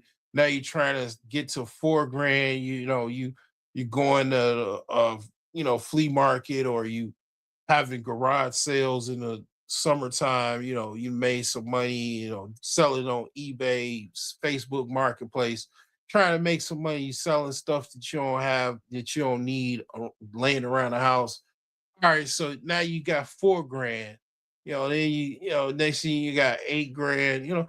And then that's how that works. Like you think you can't do it, but it's like people that have had less than you have done it. you know and it's like you don't think you could do it, but you just need some coaching. You need somebody to help you out. And that's where I come in, and other people like myself, like I can help you figure out a plan to where you can, basically improve your finances. Like you can get out of the check to check lifestyle. Like, what I'm saying? Like it's, because I've done that before. You know what I'm saying? I've done that, you know, um a few times, where I had to just restructure my life. I had to put, come up with some type of budget and have a certain amount of savings. I even have to have a lifestyle to where I can save. It's in that lifestyle might not be where, it might not be something that's glamorizing. That lifestyle might be, buying abandoned properties and fixing them up, and trying to, yeah, own the house instead of having a mortgage and all of that. And it might be it might be a little extreme, but the thing is like, I mean, you got to start somewhere, it's like that's very extreme, It's I mean, almost warrior like, financial warrior like. I mean, because I mean, the thing is that to a certain extent it is a war. Like, there ain't nobody trying to give you anything out here. You gotta get what you can get, and I mean, the thing is like, it's just the thing is you can you could take some steps and kind of get out of start wherever you are and get out of being check to check if you are, and just getting some type of like saving started, like to where the goal is not for you just necessarily to save. You want to save that money and you want to use that to make more money and make more money to make more money, to make you more money. Like that's what that's how that's the cheat code, Um that's the, up down, left, right, you know, BAB, select, start, the contra 100 man code, you know what I'm saying? Like that's the code. Get you 100 men, unlimited men, so you can be Contra on easy mode. Oh man, but I've been on here, I'm just sharing ideas, giving optimism and giving a perspective on, just things. I mean, at the end of the day, if you rich or poor in America, you still have to deal with feminism. It's and have to deal with other craziness as well. And even if you got money, it's still a problem. As far as relationships in America, money, whether you got money or not, is um so the fact that you do have money, though, you do have the option to travel, what I'm saying, and kind of go other places, and what I'm saying, because it just, yeah, like that's that's the only thing, like I said, it's an obvious fucking Captain Obvious decision that I would choose if I had definitely the means to do so. And other than the occasional 1 year or two flying out to somewhere, I don't really see myself traveling anytime soon. I mean, I got a lot of things I'm working on. I got a lot of things I got to do. But the thing is when I do get a chance, I definitely will take a trip. But um, yeah, I mean, it's just that's just what I thought about. I was like, damn, even if I had money, it's still gonna be the same America. You got $10 million in the bank. Oh, okay, cool. Still the same America. You just got $10 million in the bank. People are still the same people. Women are still the same women.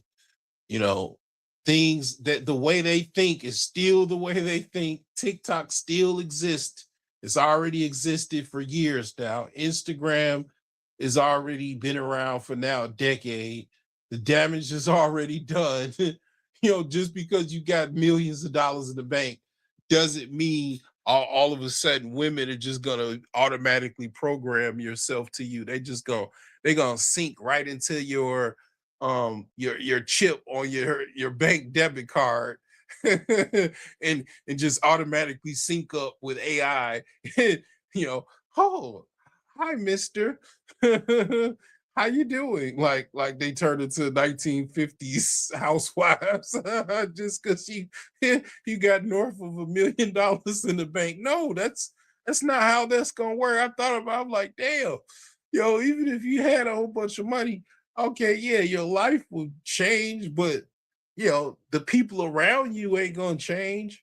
Like they're still the same people. I mean, the same social issues that you've had. Like, I mean, it might be a little different because you gonna be pulling up in a Lambo, hopping out with all kinds of motherfucking designer and all kinds of shit on. Uh, but they're still the same fucking people. I mean, it ain't like they gonna turn into, they gonna turn from assholes to soccer moms or what I'm saying, like nuns or some shit. Like it's just, yeah, like it's still the same women, man. You still, if you not married, obviously if you married, that's okay. You like the chick you married to, obviously, okay, you cool if you come up like, but if you're a single man and you come up, like you know, you have like this dude, I shared it on my post on my community tab. He's like a successful prop trader. He prop trades forex for prop trading firms, and he was so successful. He basically got a $2.5 million uh commission, basically, because like prop prop trading firms, they basically they make like 10% off of your earnings. So if whatever you earn, they just hold 10% of that, but you hold 90% of your earnings, off your profits that you make from trading. So and you use their money, but you got to qualify. You kind of have to, you got to show like on a demo account that you can actually trade really well. Got to meet their goals and whatever that they have for their program. And once you do that, then you get, you know a certain balance to be able to trade. And it's their money.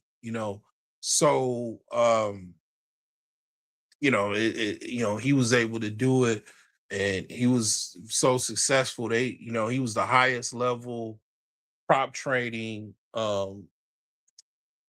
basically, trader in like probably history, because ain't nobody had that big of a payoff.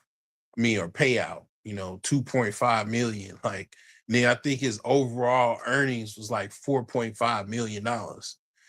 So I mean, it's a lot of ways to make money now. It's more ways to make money now than it ever was in history of history. Like, I mean, it's so many ways to make money. So the thing is, like, I just it was just a thought. Like, I was like, okay, let me talk about this, because it's like, even if, okay, if I came up, made a whole bunch of money, okay, whoop, it's like whoop de doo, motherfucker. Like, okay, you still, okay, you might have a nice house, nice cars, but then when you pull out you pull out your car in the parking lot and you walk wherever you're walking, the people are still the same people. The women still have the viewpoints that they view. you know, I mean, and it's, you still got to deal with the same people. Now, you might live more in the proximity, depending on where your house is. It might be more in the proximity of white people, or it has a higher proximity of white people. Okay. I mean, it doesn't necessarily mean that you're going to date white women. I mean, you might. I mean, it is a high chance. I mean, a lot of black men that are in those like financial circles, they do date or marry white women. But I mean, it's not like all men are just gonna just date or marry white women. I mean, that's just not how that works. But it's like, okay, um, dating whoever you date, he's still dealing with a different type of American woman. Granted, a white woman probably could adjust. I mean, it's other things you got to deal with dealing with white women, but the thing is, you can adjust to a white woman that probably, maybe comes from the upper class or whatever, upper middle class. Like, she is probably adjusted already to dealing with certain types of men. You being black, I mean, it is different, but you still, you have the financial requirements to live in that neighborhood, that to have the lifestyle that you have. And she recognizes that, she understands that, she knows how to navigate in that world. Like, I mean, but I mean, just overall, just dealing with women, it's just, you still have to deal with, at the end of the day, if you're single, you got money now, all of a sudden, more money, still got to deal with the American modern woman and all of her feminism, So, I mean, I just, just a thought, it just, something that I just dragged out. But, um, that was just something I was thinking about. I just, had to get it off my chest.